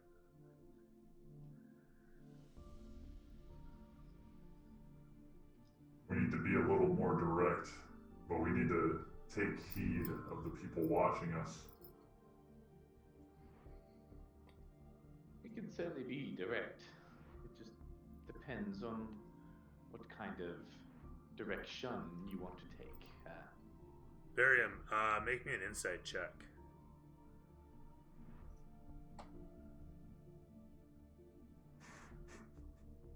I rolled a 3. You roll a 3? You think to yourself, it's fucking cold around here. Despite the lack of water, it sure is cold around here.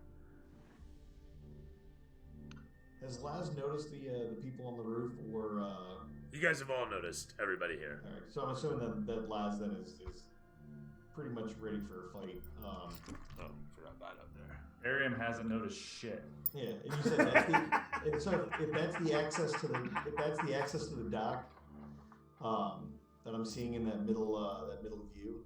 Yeah. I'm gonna start kind of wandering over towards that dock because if something does happen on land, someone's gonna need to stop that group from coming out. You do so. Moving in towards them, these guys are still pretty relaxed. This guy holds a patrol, noticing you. He stops, and in the moment he's looking at you. As the moment continues, he won't sit and stare. He'll just continue his rounds. I'm going to look at our two little friends. They're still there, right? They're still with us? They are. Okay. I'm just going to look at them. So, what would happen if we went in there pretending to be part of your boss's crew? Would they kill us? Maim us? How do you expect to pass as one of us? Yes, we all look the same. You cannot possibly expect to pass as one of us. I have my ways, and I'm so short is enough. You know, I'm not that tall. Well, maybe. Your lipstick. We've already seen it, Craig. Does nobody remember that episode? The old man required for this. simply says to you, Perhaps we can explain you as an older, foreign, Yes. cousin. Yeah, I'm from the northeast side. he gives a slow nod at this. And what would be the point of this? Well, to get inside, obviously. Once we're inside, I can cause some mayhem and... The old man Open simply up. wrinkles up his face. I knew it! You simply wish to turn us in for some sort of reward. This is all for your own personal gain. No! Not at all! I want to rescue your boss so he will give me something. Come on! Not for personal gain at all. It's for my gain and your gain, clearly. I'm not gonna Yeah, hand so- you in. Yeah, what's up, Baron? I still think you should put on a dress again. I mean, I could. I like to note that worked so well last time. Yeah, I mean, Oriana is one hell of a woman. Yeah. Okay. Can I see like any way around this place or any openings that I could maybe sneak through, or can Source climb the wall? Like, am I noticing any of that?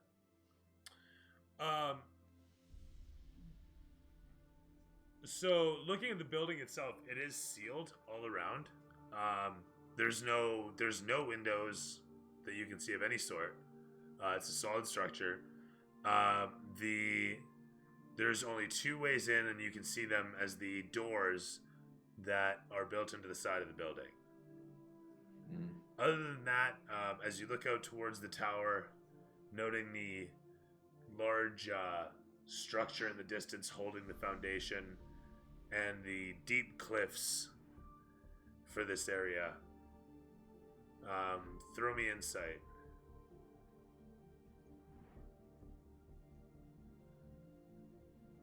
$14. You think to yourself, shorelines like this are typically replete with caves. Noticing this, I'm going to head towards that shoreline. To where I think the caves might be. Well, I mean, you head in towards where... Which one are you? Jesus, where's your mini? I didn't put your mini on. No! Where am I? They're all coming after me. So you head out towards your companion. The camera panning around to show you there. Doing so. Hi there. How are you? Okay. As you come in towards, you look down upon the shore. You can see that it goes down probably about 30-40 feet. But from this angle, I mean, at night, you can't really tell. You're going to have to explore the area a bit. Okay.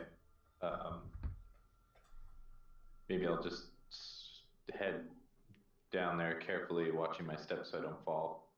Okay. See what I can find. Right on. Are you doing so stealthily, sir? Yes, yeah. Throw me stealth. And then throw me athletics.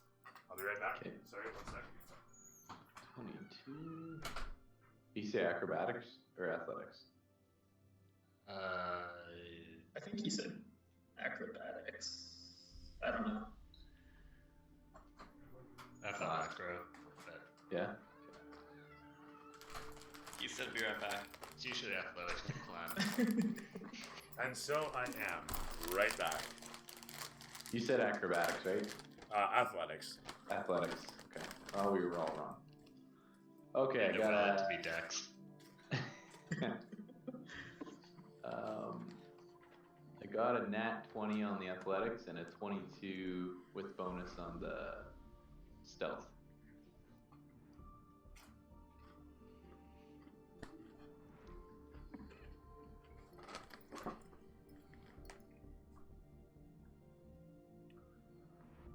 You managed to descend down to the bottom of the cliffs easily enough.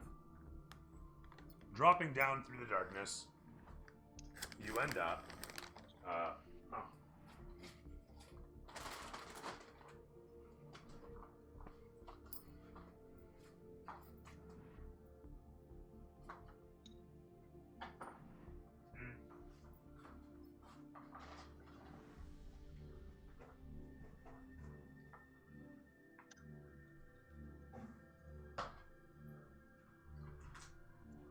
You end up well down below. Barely make it out there. Amidst a bunch of rotted out crates, old, decrepit bodies that are mostly eaten away by fish and passage of time, and an opening, easy enough to see in the wall, with a grating over it, in fact. The grating is closed and there's a padlock upon it. Okay.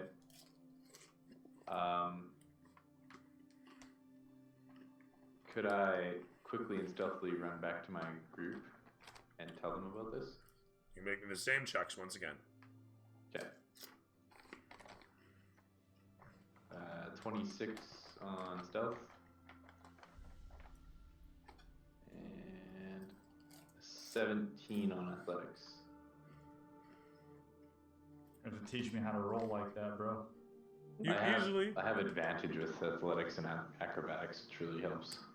Or You sorry, easily- 16 athletics. and capably clamber up the side of the cliffs once again, meeting up with your companion who's still standing there, stoic and authoritative. What up, Laz?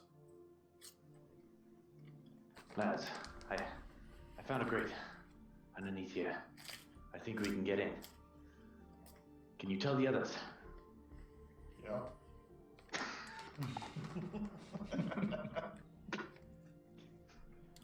Excellent. Tell them to be quiet about it and watch their step. It's quite a ways down. I will do so then. I will wander my way over and let the guys know that the oversized elf, disguised elf, is that climbed out of the grate from underneath us, is telling us all to follow him down there. What's the? I'm gonna just take a look. How reinforced does this door look? The doors, okay, so the man door is definitely a decent sized door, in terms of, it looks robust, it's got some engravings on it, and it's got iron bandings across it. And then the cargo doors themselves are the same build, just bigger. Okay. I'll kind of spit towards the building and then follow towards these caves. Okay. With that said,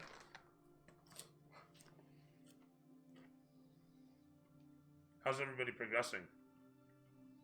I'm gonna follow towards the cave as well.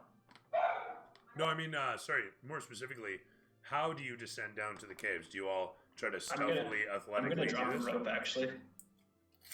As much as it'd be funny to watch these guys fall, I don't. Doesn't help me. As you come towards the edge, though, the guards immediately take notice of Sorth and say, "Oi, get away from the shore!" Zaria's official frost property. Just going for a swim. The guy says, I assure you it'll be your last non-swim. I don't know if you noticed, lizard, but there's no water. It appears you're right.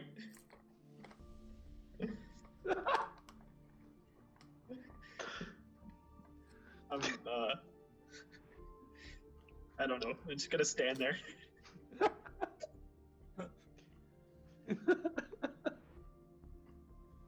And with that said,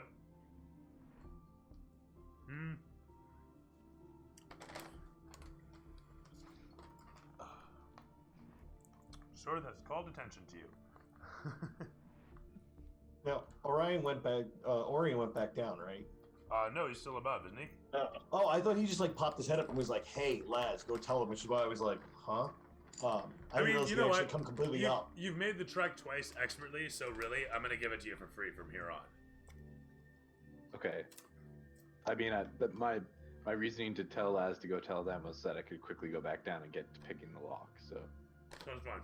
if that's okay. Yeah, I had figured you hadn't come up. Like I figured you had whispered. I was just kind of looking at it like, what? Do I notice them all noticing now? Yep. All right. now that they're all looking at me, I'm gonna walk away.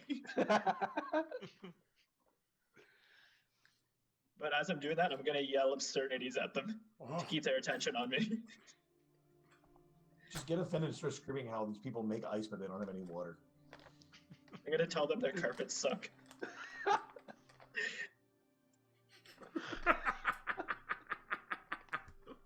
I've got a complaint. You buzzed my house. You kicked my dog.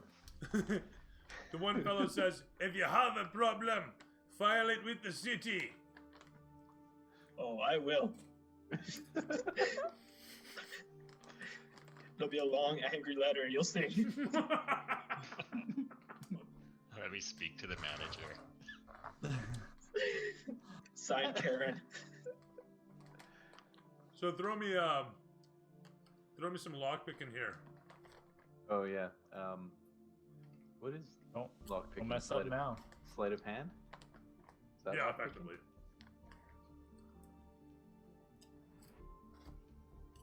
Yeah, I think, right?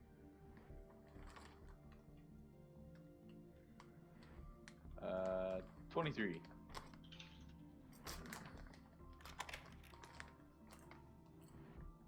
What's your passive perception?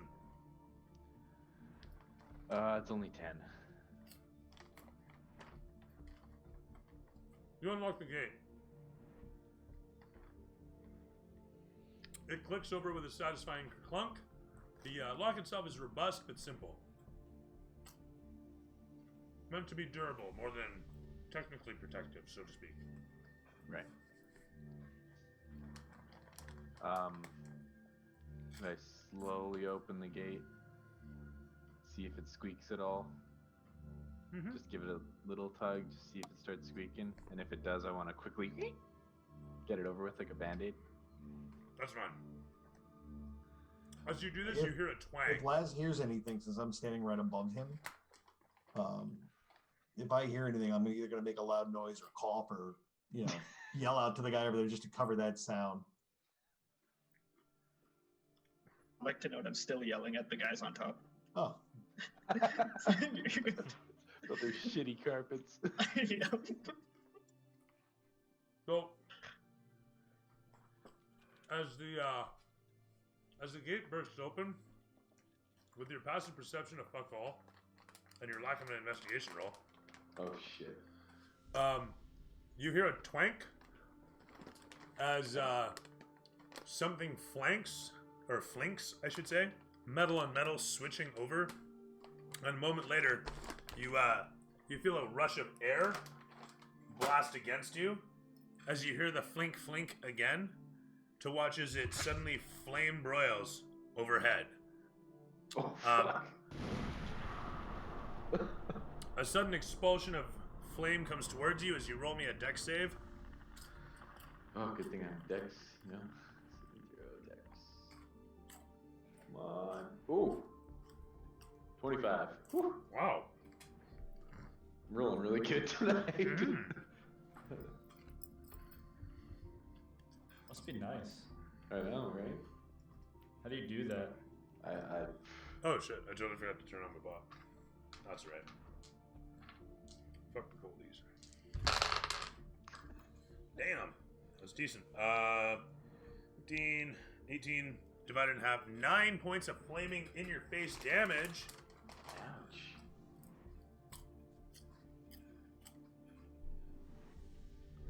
I didn't think you could get any hotter. You guys all hear the expulsion of flame. Sorth and Laz, you guys see it as it bursts up just yonder. Camera panning up. Whoop, hello. Just so. Here being the gap there, where the explosion comes from, echoing easily up towards you. It's mild. It's a small but very loud explosion of energy.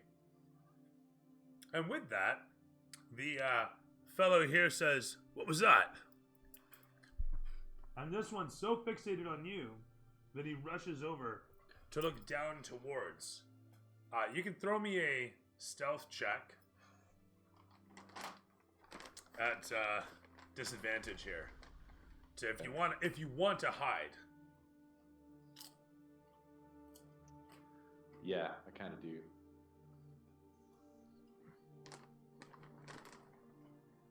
Okay, first roll 26.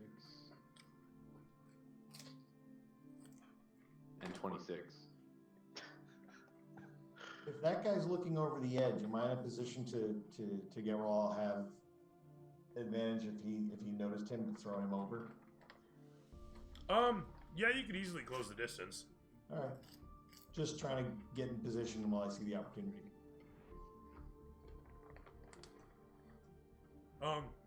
Yeah. I mean, if you want to do it now.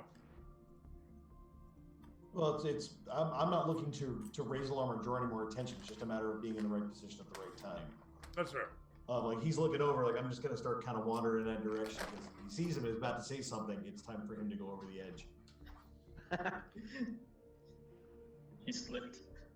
Whoops.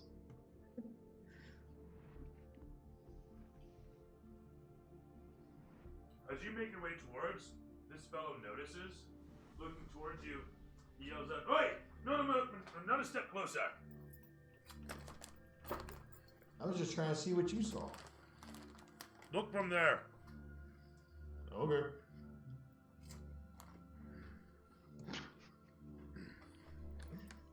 At least I'm not yelling about carpets.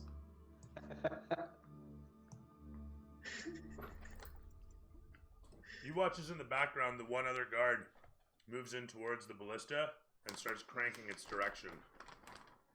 Well, at least they're gonna aim at Bjorn. Cool.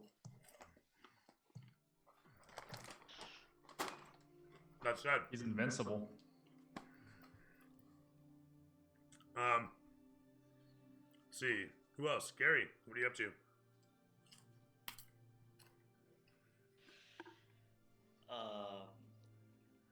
So who's getting ballisted right now? Nobody's getting ballisted yet, but Who's getting aimed at? you can see the dude on the platform is twisting over the ballista. I'll try my hardest to save whoever's getting aimed at with my head. So I guess I'll throw that at their face. Like a snowball fight. What Well, dice that's do I it. use? Head. You're gonna be within 60 feet of the head. Remember that? You can throw it 30 feet freely, up to 60 feet at a disadvantage. Fuck it, just do it. You think I'll hit it, bro? Don't miss, kick it? dude.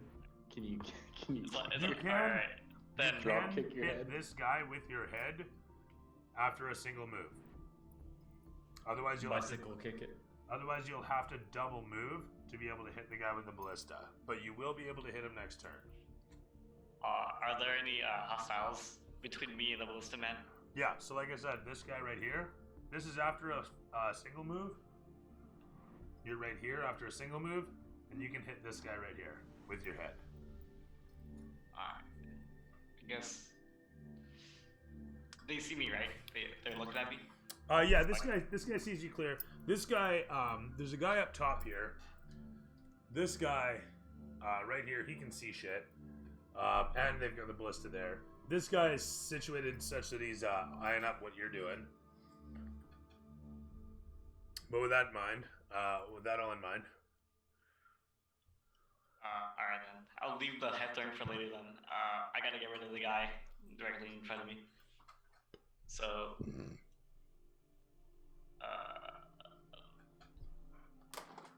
You were saying, I sorry? wanna use the superiority die real quick for evasive footwork.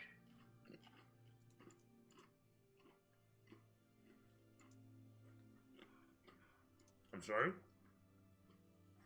I said I'm going to use a superiority die for evasive footwork. Sorry, that gets you what? Evasive footwork. Oh, it's gonna add armor class Okay. to how much ever I roll. So my new armor class is gonna be 15 plus 9, which is 24. Don't worry, guys, I passed math. Okay, and then I'll move towards the guy in front of me. Okay.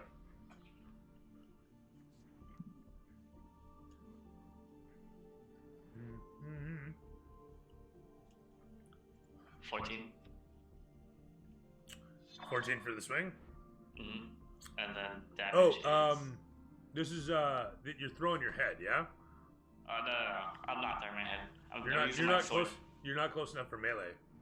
Oh, really? Yeah, you're not close enough for melee. You're still 30 feet out from the guy. Then I'll continue running then. All right. So you got your arm. Is that shit a bonus action? Whatever you were doing. Well, what do you mean? The acting of your, the activation of your evasive footwork. Yeah. Why are you still awake?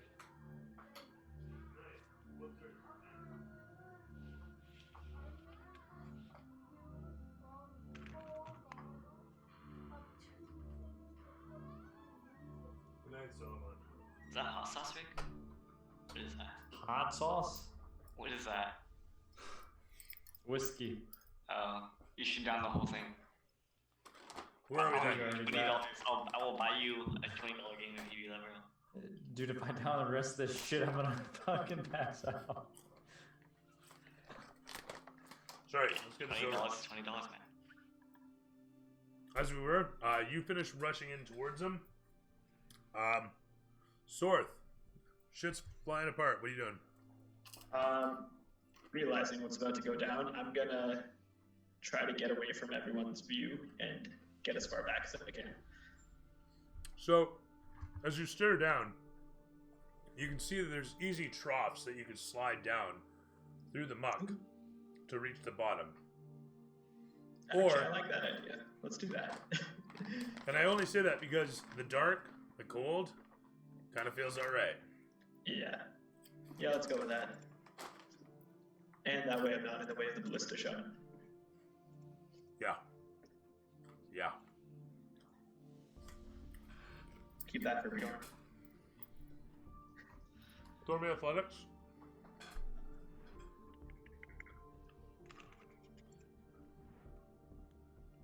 And very 14. fantastic. You slide down to the bottom, easily coming to a halt. Oh, Mr. Goliath, sir. What would you like to do? You've been here the whole time. If I see Gary charging, I pretty much know what's going on here. You said I'm within striking distance? Can be. Yeah, we're gonna have to unload if it's going that way. I mean,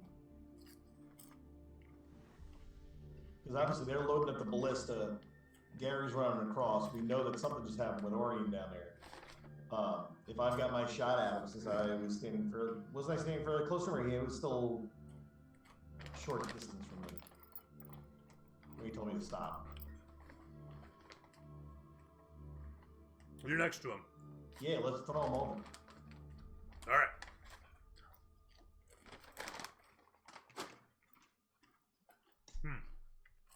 It's an athletics check. It's an athletics check on your part. Okay.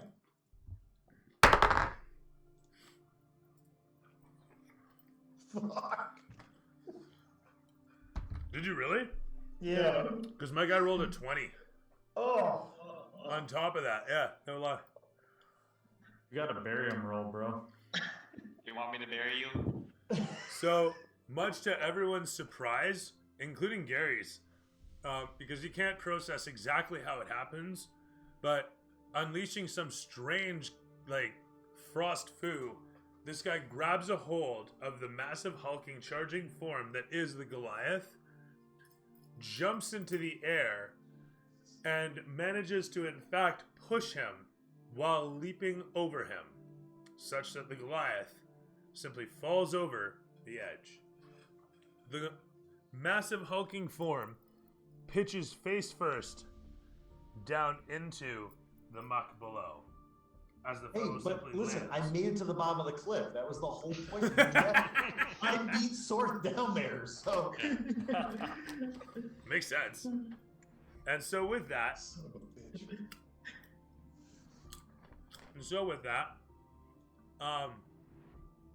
you can see your companions at the bottom. You take 3 points of bludgeoning damage, or 3 points of falling damage, I should say.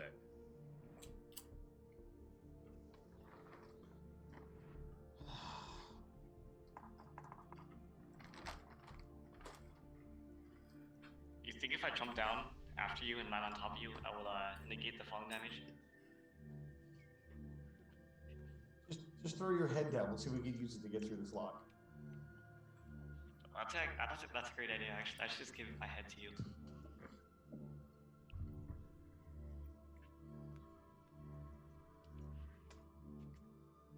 Jesus. Well, who's up here? Just me. Gary, Barry, and Bjorn. Oh,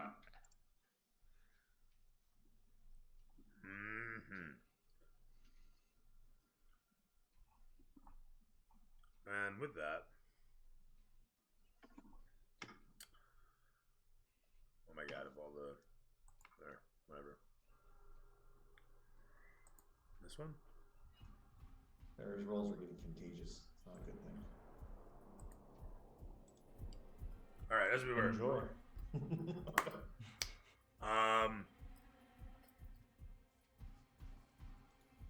That's everybody, isn't it? Yeah, except for the gnomes. The gnomes, well, the young one runs up next to Barium. The old one runs up next to Barium, and the young one says, "Hang on, have you gone yet, Barium?" Nope. Right, go ahead. Is there a place I can take cover and take aim at the ballista? Or the guy manning the ballista? You could throw yourself into cover right here, next to this rock wall. Yeah, I'd like to do that and take aim at the guy manning the ballista with the crossbow. That's fine. That happens. You easily move into position such that you've got a bead on the crossbow wielder. Need me to roll? Not for that. But what would you want to do now? Do you want to shoot him or something? Yeah, I wanted to shoot him. Oh yeah, by all means. Nice, I rolled a 9. Your bolt actually thunks into the railing of the platform, far and away from him.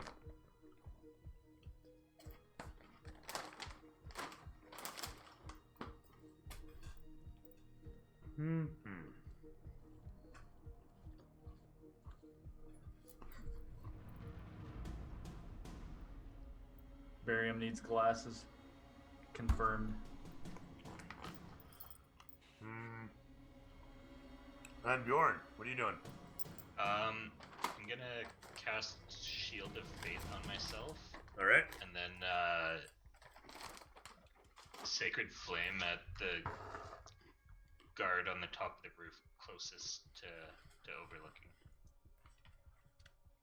I think I might have to come a little closer for that too. All right. You call down your shield upon you. And blast upon buddy up top. Go make a save. Maybe. Yeah, deck save. He rolls a 2. And takes 4 damage. Woo!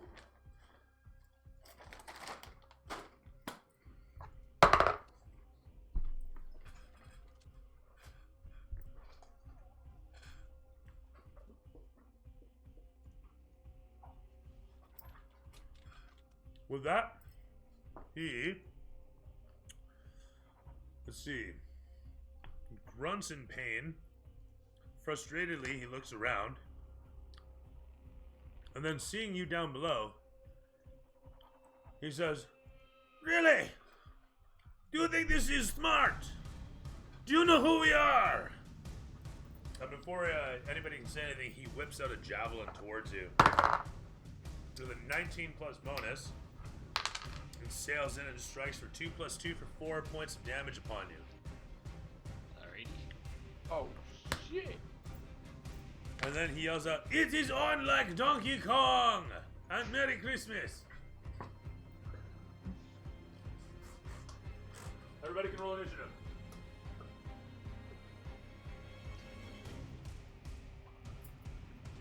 Oh shit, here we go again. You. I finally got a high roll. Wow! No way! It really is a Christmas miracle.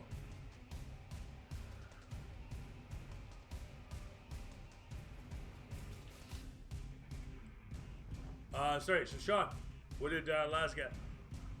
Laz was a 14. Yep. 14 then? Yep. Final answer being. Alright. Barium.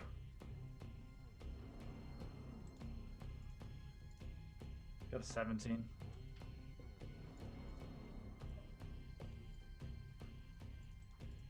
Gary. Yep. Initiative.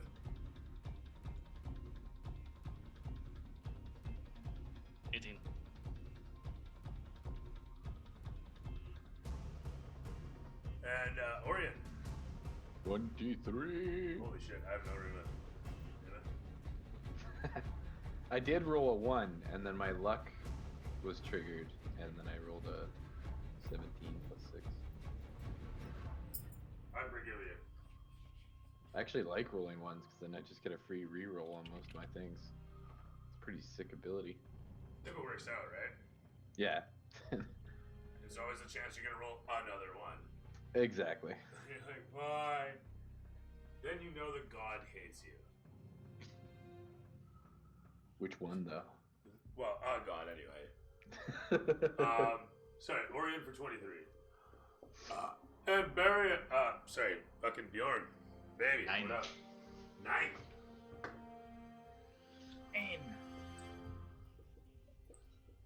Right on, babe. Sorth. 17. 17. Barium or Sorth? Who's going first? Arium, you want to go first? You can go. Alright. Alright. Sorth is on top. And your Dungeon Master is going on a 10 plus bonus. From there, Orion, tell me of heroism.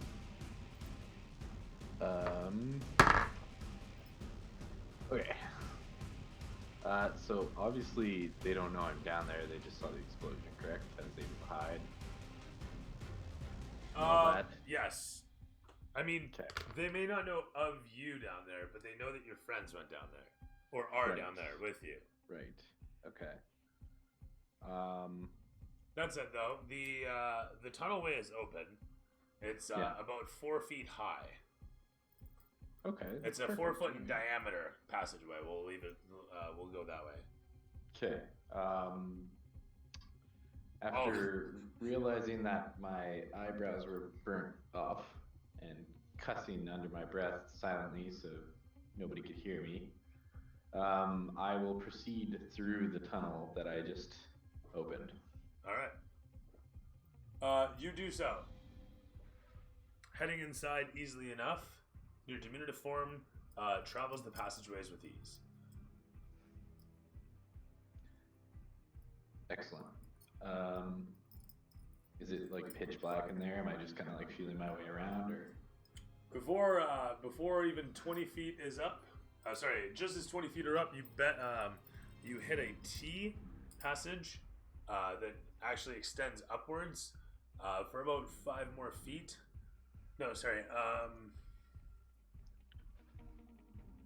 Yeah, it extends upwards 10 feet. So you get this pipe that's 4 feet in diameter, leads to a trough, and the roof of the trough is up about 10 feet above a lip. And no, it's gonna be 5 feet. It's gonna be 5 feet. Just make things easy here. A nice grid world like Minecraft or something. But anyway, it's 5 feet of a gap, and that's what you can see from here. Is that there's about a 10-foot wall of smooth stone in a trough of smooth stone, and then there's the pipe leading out of here that you just came through. Okay. Do I see any way of being able to like jump up to that trough or climb up to it, or is it just? It looks like there was something affixed to the wall once upon a time, but it's long since been removed or ripped out or gone. There's still some legs to what was once a ladder here. You assume. Okay, could I roll investigation and see if I could see anything else? Yep. As you go to roll that investigation, a bit of water spills out over the edge and spills down onto where you are. Oh. I rolled a 6, so obviously. Alright. Got no bonuses for that one. No worries. From Orion, camera pans to Gary. You are standing next to a fellow. What up? I'm in attack range now, right? Yes. Yes. Finally, some good old-fashioned murder. I love that. I love doing that. Oh wow, it's 10:38. Hey guys, I'm gonna call the session. Right on. It's been fun. I'll catch you guys later. Cheers. Wait, I got a 6. Healthy. Right on. That's God unfortunate. damn it. It's a healthy start, though. I want you to know. We can grow If from that that. hits. There's no way to go about. But up. In the unlikely event that hits, I did damage of 12. You know. Right. Yeah, no, it doesn't. But I like the energy. I do. I'm down with that. So as you draw your blade and excitement you feel to yourself. Wow, there's something you haven't felt in a while. You take a swing towards your opposition, who dexterously angles out of the way and ricochets your blade against his own that flashes into his grasp. The guy in the background continues to crank as Sorth. What up? You're down below. You watch as your companion disappears into the tunnel. And you? I'm gonna say to Laz, nice of you to drop by. And then I'm gonna head into the tunnel. You take 5 experience and do so. You easily squeeze into the tunnel and sidle along to where your companion is situated on the other side. Am I in pretty much? It is a 10-foot wide trough of an area with a 3-foot area that you're kind of squashed to stand up into. Your tail is folded around yourself in an uncomfortable fashion. Looking up, you can see that you can almost reach the edge jumping from where you are. Otherwise, you could perhaps crawl up towards it in some fashion. But the whole of the space, while it's 10 feet wide, is, like I say, about 3 feet in width. Or depth. Whatever you prefer. Yeah, I'm gonna try and jump across. Jump off the ledge. Yeah. Yeah. What is that? Athletics? Yes, sir. Sweet. 18. With an 18, you easily jump up, grasping a hold of the edge. You pull yourself up and find yourself at the edge of a stone tile platform, over which you can see that there is, or upon which you can see that there is a large basin with a trough at the bottom of it. Now, the trough that you are looking at is water, you think, at first, but then you watch as it slowly turns to ice in front of you. And a moment later, you hear a splash as you look upwards, and you can see a large fat man being pulled from the water. And as he hangs upside down, listlessly dangling, water dripping from his massive beard and genitals, he is unconscious, and you can see icicles forming off of him as he is suspended such. And you can see a man in a long coat, gaunt, with white hair flowing in all directions, a mane of which it seems to wistfully follow him as he walks along the platform with another fellow in a guard detail, looking over towards him, and you hear the voice call out, "It is such good luck that we have found someone as this. Look at this. He makes ice. So easily do we make ice." And as the camera pans against, you watch as we see the man being pulled from the water that is now ice indeed, and the ice being taken out of the trough. And as it slowly melts out, more of the water pouring in, they dip him back into it. And more of the ice is taken out of this as they continue the cycle, dunk after dunk. You can see the old man, sadly, still breathing, as he's suspended from overhead upon by a pair of shackles, and he's on a chain, and there's a crank. And there's a what looks to be mechanism of some strange fashion that oscillates. And there's a pair of workers working the edges of this basin where the troughs are. And so to re-explain this, the basin itself is divided into like troughs, and then the water's frozen, and then they pull the fat man out, and they dig the ice out from the troughs, and yeah, rinse repeat, so to speak. Any questions?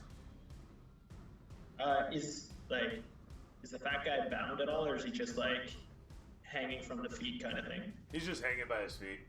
Okay. You're not sure how anybody could be just comatose through this, unless they were, drowned. But he's certainly not. Okay. Was Orion down below? Yeah, Orion is with you on the other side of the pipe. Actually, sorry, Orion is still down below. Yeah. Okay.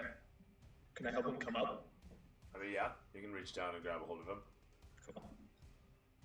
I think I found his prize guy. So as that happens, the camera's gonna swing to bury him once again. I'd like to take another shot to the ballista guy. Okay. Feel free to fire away. Rolled a 21. That'll hit. That'll smoke him. With 8 damage. Very nice. Very nice. This is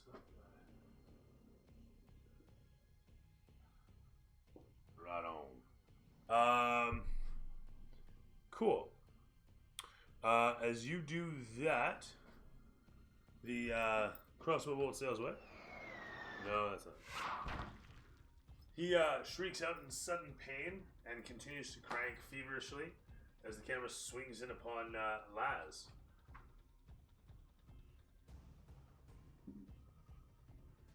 So I'm down below there. How sturdy are the legs on that? I mean, sturdy enough that they take the tide coming in and going out, and there's a lot of them too. You're not gonna. You're not gonna. No. In one go, no. Given a half an hour, you could do it. Half an hour, this thing's over. But I've noticed two of my companions go in through that tunnel now, right? 100%. Looking upon it, you're gonna have to squeeze through. Yeah, but my choices are either that or try and scramble back up that hill, right? Yeah, it seems like the tunnel's the choice. I was hoping to help them out by knocking down that platform, but Fair. then there's no ladder going up from underneath or anything else like that they use to access down there from the platform itself. No. It looks like there used to be a ladder, but it's been knocked away. And I am talking about the platform itself. Yeah. They don't have a ladder leading down into the water. All right. Well, yeah, it seems like I'd love to be up there to help, but it's going to take me too long to knock it down, to bring them down, and I'm going to have a hard time getting If back you up. legit want to clamber up the supports of the platform, if you legitimately want to do that, I can totally allow that. That's 100% fine. You can climb the platform. Oh, get so up it looks, it's not like straight up just piers. They're not just poles. Like I can actually climb from thing to thing. Yeah, after there's crisscrosses. Okay, got it. So you can clamber up those easily enough. All right, yeah, let's try and get up there. And All I've right. got decent athletics if I don't roll a fucking 1 again. Which is fair. Make it hot. 18. Right on. You make it up easily enough, clambering to the top of the platform and jumping up on top. Landing next to, huzzah, surprise motherfucker, the crossbow cranker. Oh, yeah. So, landing next to the crossbow cranker, he's cranking his crossbow. He looks over towards you, not stopping to crank his crossbow as he cranks his crossbow. And from there, unless you want a bonus action, anything? I might as well enter rage. Might as well start going. You scream in his face angrily, and from there to him, who continues cranking like a bounce.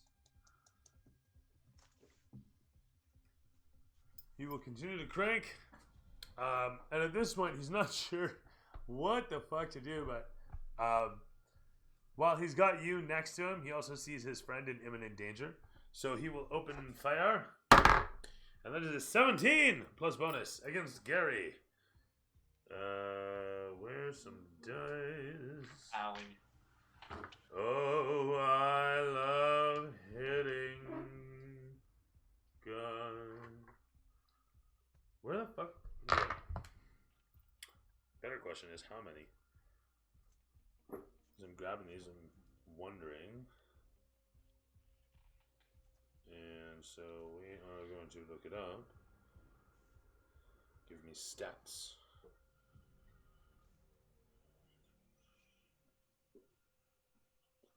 Okay. It's 3d10. Sorry.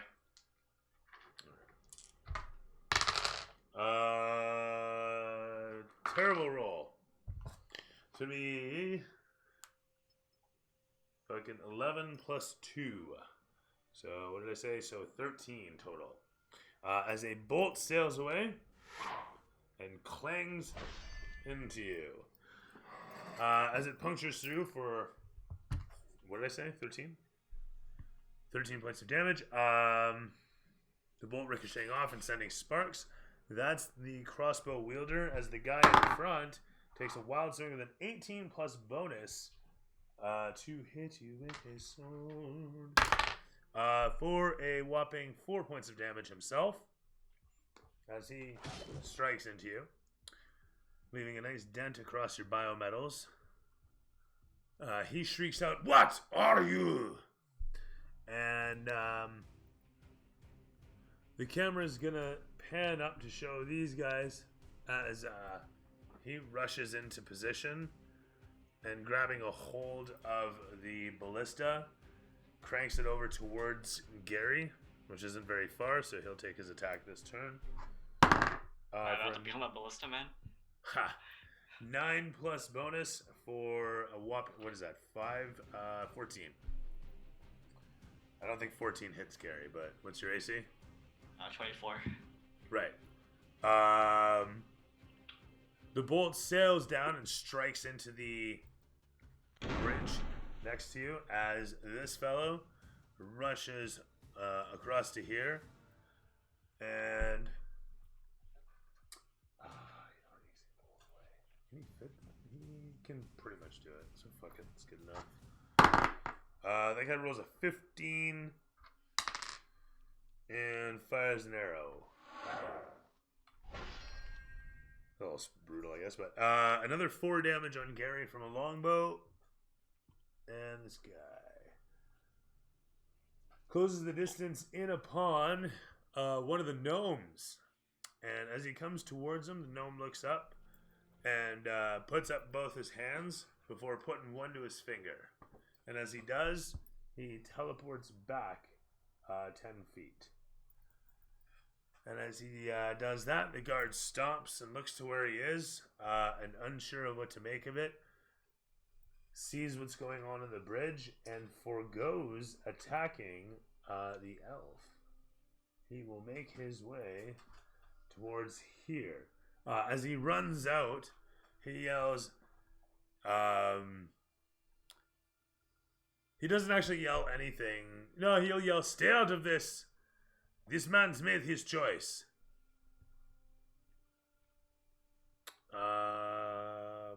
That's all my dudes. It is over to Bjorn. What up? I am going to cast Shatter on the 2 guards up there with the ballista. Alright, that sounds good. Roll a save, and I get a 19. Although I don't know if the object hits a save. Object hits a save. Pretty sure. Yeah. So 19 for the one guard and what for the other one? Yeah, so that was going to be the ballista there. The other guy rolls a 5. Okay. So his longbow is just going to shatter. So I'm just going to do, I'm going to use Wrath. What's it called? Shoot. Blanking on that ability's name. Destructive Wrath, so it does max damage there. So it'll do 12 to the guy who made his save and 24 to the other guy. Cool.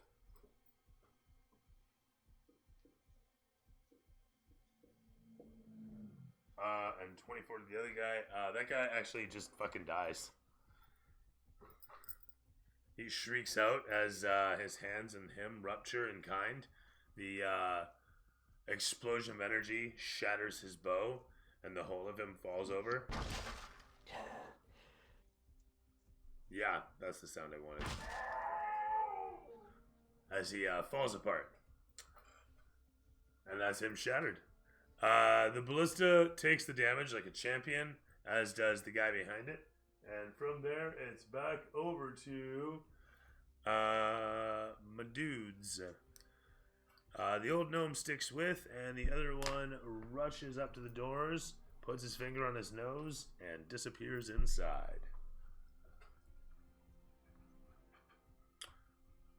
That said, it's over to Orion. What up?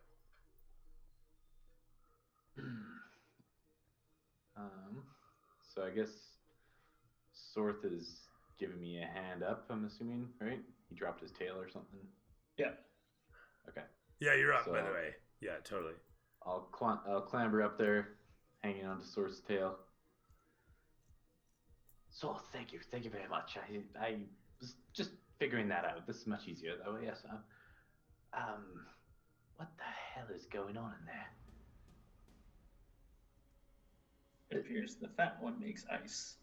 The other one's like this. But how convenient. Is that in gods? Do you see anything? Yeah, I just relay everything that you told him me. Okay, and then knowing this, so do we see any way of getting into there? Like now that we're up on top of this thing, do we see any way of getting into the actual chamber where he's getting dunked? Or so you're more or less in the chamber. We're in the You're chamber, just okay. you're just still hidden in the kind of darkness of down below. Okay. That said, if you move inwards at all, you'll be in the light that's being cast off from the torches that are nearby the door on the opposite side of this chamber. So Right. to describe the chamber, imagine a big space in the center of it. You got this trough. There's a bunch of pipes coming in from either side, and you imagine that those are intakes from the seawater. Of course, there's no fucking seawater, so Right. they have no water for any ice coming in. You're wondering where's that coming from, but in short, they've got vats to the one side that they fill with seawater, and then they pipe it in from that. My apologies, forgetting my own plans on this. Long and the short, though, so you got the central space, and then you got the base in the center, and then you got railings on the side. Walkways on the side that you can see workers walking along, and the workers have long scrapers that they use to just scrape through the troughs and bust the ice out, and then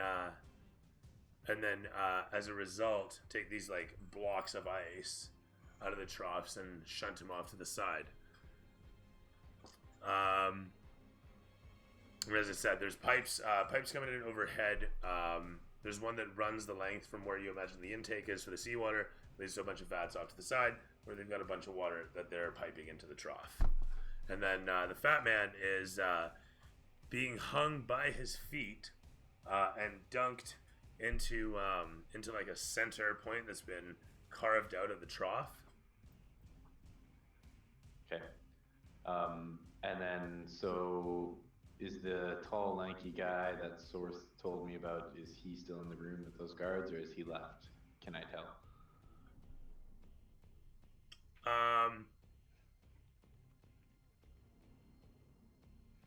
Sorry, the question being, is Sorth still in the room?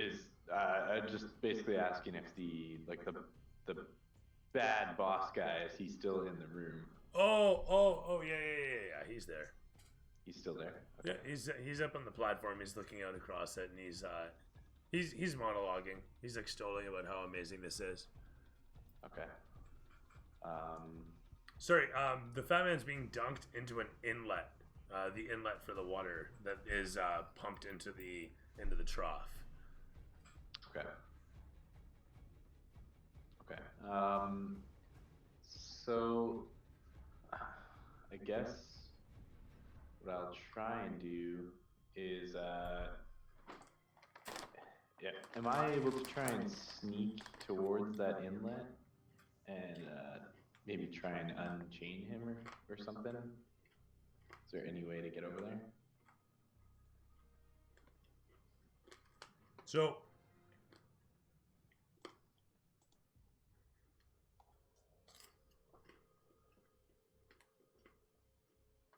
in short, no. Okay. You could potentially climb the wall to reach the apparatus on the ceiling. Right. I think I may just try and stealth behind one of the workers and assassinate one of them. Okay. So I'm assuming I have to roll stealth to get to the worker, I'm assuming. Yes, please, sir. Okay. Can't stop hitting these fucking things.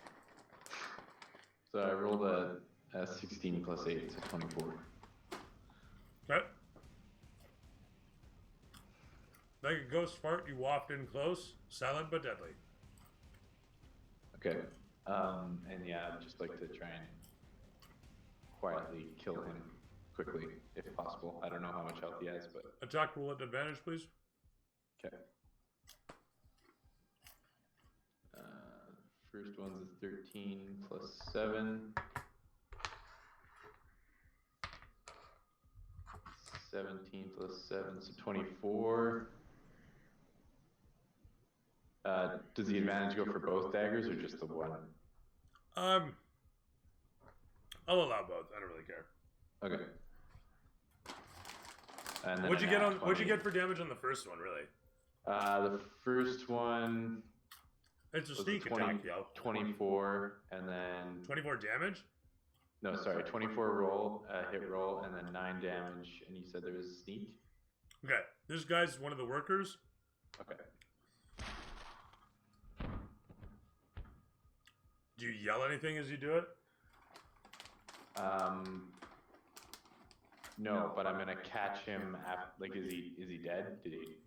So picking for the moment, you leap out, stab him through the throat, and as he lands down, you expertly catch him against your shoulder and drag him over the edge like the sand kraken that you are. There you go. Yeah.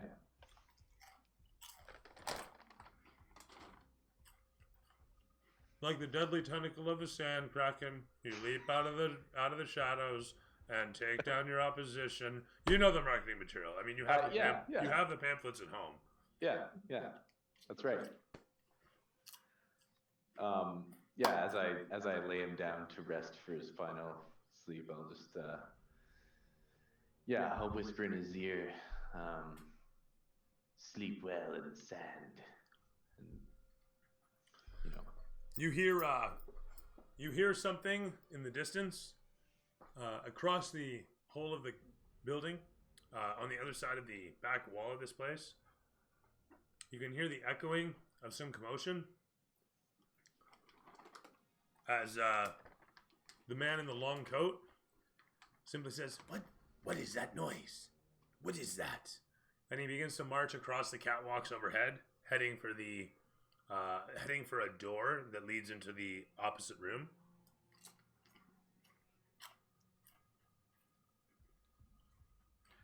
Okay. I will just try and slip back into the shadows or hide until Sorth makes a move. I'll wait for him. Well, Gary, what up?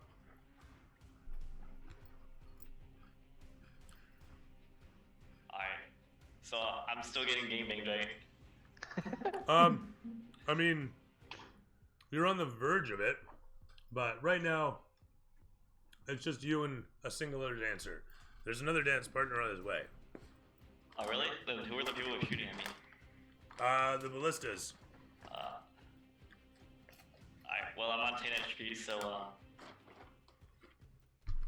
How close is the other guy that's coming over? 10 feet? 10 feet?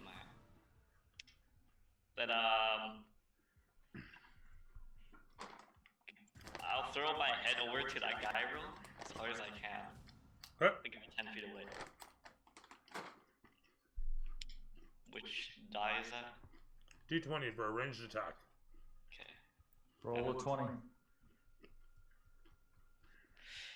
No, I got a 6. You chuck your head as it as it sails just over his shoulder. It lands with a chuff against some wet dirt, where it sticks harmlessly and is well within 60 feet of you. Alright then. You are 30 feet away from it. Alright then. That's your head. I got one more move, right? You technically do. I guess I'll use my second wind to avoid dying. Oh, No. well, you already threw your head. Sorry. So, is second wind a bonus action? Yeah, it is a bonus action. Okay, great. Yeah. You're good then. Okay. So you breathe deep. Second wind in. Alright, let's go. I got 7 plus 4, 11. Nice. I heal for 11. Amazing. It's a pretty good roll.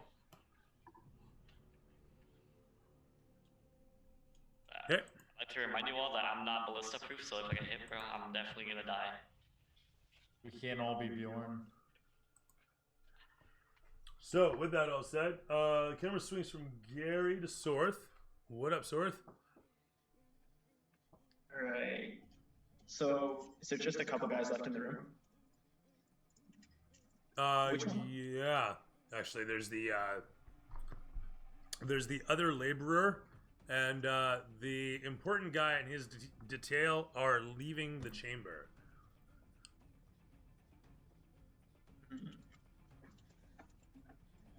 Alright. I take it he's got his back away from the laborer, right? So you can't really see him? Would I be able to snipe him? Technically, he might make some noise if he dies. Shoot. Screw it. At least that'll keep the guy in the room. Yeah, I'm going to use my bonus action to, target him. All right, sounds good. And I'm gonna shoot at him. You do that. Okay, so it's a 26 to hit. That hits. Roll damage.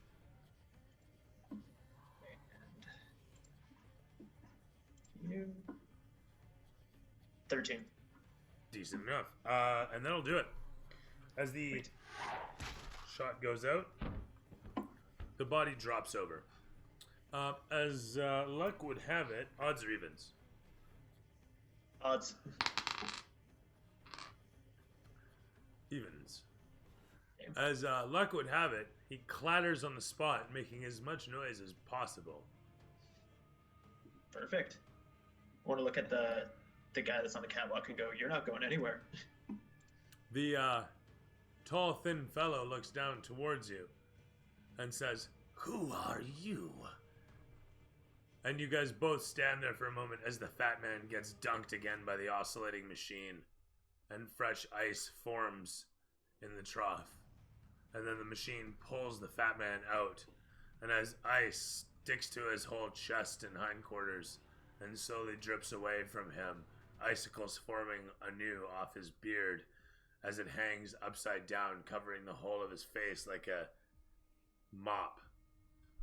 A grotesque, massive, macabre mop.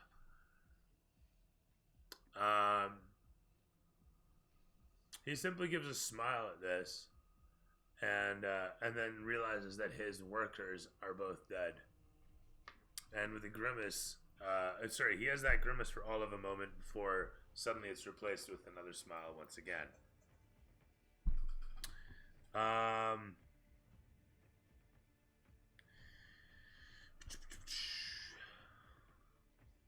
As he looks you over, he regards the situation very carefully for a moment, as time seems to pass in slow motion. But then Sorth does what? Ooh, I'm actually out of actions. Oh, okay. Yeah. As I said, that isn't to bury him then. I need to keep Gary safe and keep targeting the ballista. Okay. With a crossbow. That sounds good. Which one? High or low? Low. Oh my goodness. I hate to say it, gentlemen. I'm gonna cut this short. I am passing the fuck out. You guys are assaulting a pond. We're gonna leave it where it is, near the top of the initiative. Actually, more about the middle of the initiative. That's fine by me. As Barry and we're gonna round out here. You're targeting up on the one ballista above with what now? Crossbow, and I only rolled an 8. Oh shit! The bolt easily sails overhead and flies off into the night. Nearby, there is a young homeless man, recently come homeless after a major tragedy in his life. He has recently recovered from a bout of alcoholism, and he's getting his life together. He's just got to get off the streets, and he's managed to scrape together that last 3 coins that he needed for rent for the new place he miraculously managed to convince the fellow he could rent from. When a crossbow bolt suddenly embeds itself in his skull and he drops. Damn. And you take 5 experience. Yeah. Well, Wait, two bro. experience. 2 experience. 2 experience. God damn, Rick. I almost shed a tear. Dude, these rolls have been terrible. Like, I'm so proud of you, Rick. You got a kill. Thanks, man. Oh, that's a trick shot. And I hate to do it, gentlemen, but I've been doing the gym at like 5 in the morning, so I've got to turn in. No worries. Otherwise, I'm gonna pass out on the spot. All good, brother. But yeah, just real brief. Shawnigan, what'd you like? I like the Christmas theme. Right on. Cheers. Rick, what'd you like? Yeah, honestly, and I gotta agree with Sean here. The Christmas theme was great. At first, I didn't realize what it was. I was like, damn, okay, we got some dwarves here. And... Jack Frost. Yeah. Right on. Ben, what'd you like? I like the winter stuff. Because I have a sword. I have a cold sword that's supposed to glow in the in extreme temperatures. So I'm thinking about what I can do to use that as an offensive tool. But unfortunately, I missed my head throw and probably gonna die on the next turn. You could literally kill somebody with that thing. It's great. If you wanna like grab it and club somebody to death with like it's a motorcycle helmet almost. Anyway, Cody, what'd you like? Much like this vibe and cat here, Right I really enjoyed the Christmas theme and the characters you crafted, and how you kind of like incorporated it into this like Jack Frost mob mentality kind of thing. Can't wait to see what the big jolly fat guy has to say. Right on. Can't wait to see what's in his sack. If you know what I mean. Oh, you can see his sack clearly. It's pretty shriveled for all the water. Alex, would you He's like? special. Oh. Yeah, it was fun doing like a little kind of Christmas one shot of sorts. Like it's obviously still in the same setting and story, but it's something totally different, and it was fun. Got to go yell at more people that are well equipped to kill me. Hey, you're good at yelling at people. Well, I did forget to point out that I love the fact that like Bjorn went up there and was like, all you need to fuck off, and he came back and was like, diplomacy didn't work. Yeah. It's like everybody accepted it. Like, yeah, that was diplomacy. Fuck. I mean, it's relative, right? It really is. It's relative. Different play styles. I like Laz face planting off the platform too. That was Yeah. great. That's so fucking awesome. The fact that you got a 1 when I got a 20 was rude. What are the fucking chances of that? And that guy's been holding on. He's had some great rolls since too. I have some good rolls too. Same. Alex, number 2. In a line. It's in a line, I mean. I like that Gary can use his head as a weapon. I like the way that you managed to incorporate like the Christmas theme into this storyline. Can't believe it actually worked. It was awesome. Right on. Right on. And yeah, there's some comical moments, so it's pretty cool. Cool. Yeah, I had a lot of fun. I'm glad everybody enjoyed it. We'll finish it up next session when you guys save Sir Nicholas from his Sir Nicholas. naked fate, as it were. Yeah, right on. Alrighty. It's been my pleasure to be your entertainer, your dungeon master, for another fantastic evening of Dungeons and Dragons. And until next time, your 20s always land on 20. Good night, guys. Or 1. Yeah, as the case might be. Here's hoping not, but you know, it happens. Good night, Be safe, everyone. all. Have a good night. Bye, Dooley. Thanks, Dooley. Bye. Stay safe, Alright, sane, I'll and see you guys sanitized. when I'm Happy 9 years holidays, old. guys. Yeah, happy Yeah. holidays, everyone. Merry Your Christmas, hoes. all. Merry Christmas to all. Merry Christmas. Hold on. I did find a copy of what the vehicle could look like. Oh yeah. Oh. Let me see if I found it here. From something called The Great Race. There we go. The Valvulus. That's awesome. But can you Literally do looking at the Great Race, and I didn't realize it actually was a movie. Yeah, wasn't it with Jackie Chan? I'm Uh, pretty sure Jackie Chan was in that. wasn't that around the world? The Great Race was like Oh, right. a long yeah, time ago. yeah, It was yeah. Tony Curtis, Jack Lemmon, Natalie Wood. Oh yeah, there was 2 movies. All We sorts gotta of add a stuff. ballista to the front. I'm looking forward to it. My wife was getting very confused when I was printing the other day. She's like, "Why are you printing teeth?" And I'm like, "Well, it's one of the things that they find off of one of the first fights the kids are gonna have." There you go. Oh my god. I did finish up all the painting. Now I'm doing all like the bric-a-brac stuff, like all the beds and that kind of stuff's been printed. Now I'm painting that, but Nice. Is it gonna be their teeth? nice. They're No. real teeth. Yeah, I got you. I'll help you out. There's a reason to keep these. Well, my kid's looking like a hockey player. He's missing a bunch of them right now. Yeah. That's funny. All right, Chance, have a good Oh one. shit. Have a good one. See you Alright, guys. dude. Good night. Cheers, Night. all. Have a Thanks, good night. Dooley. Good night, Rick. Good night. Good night, Night, Cody. Snooty.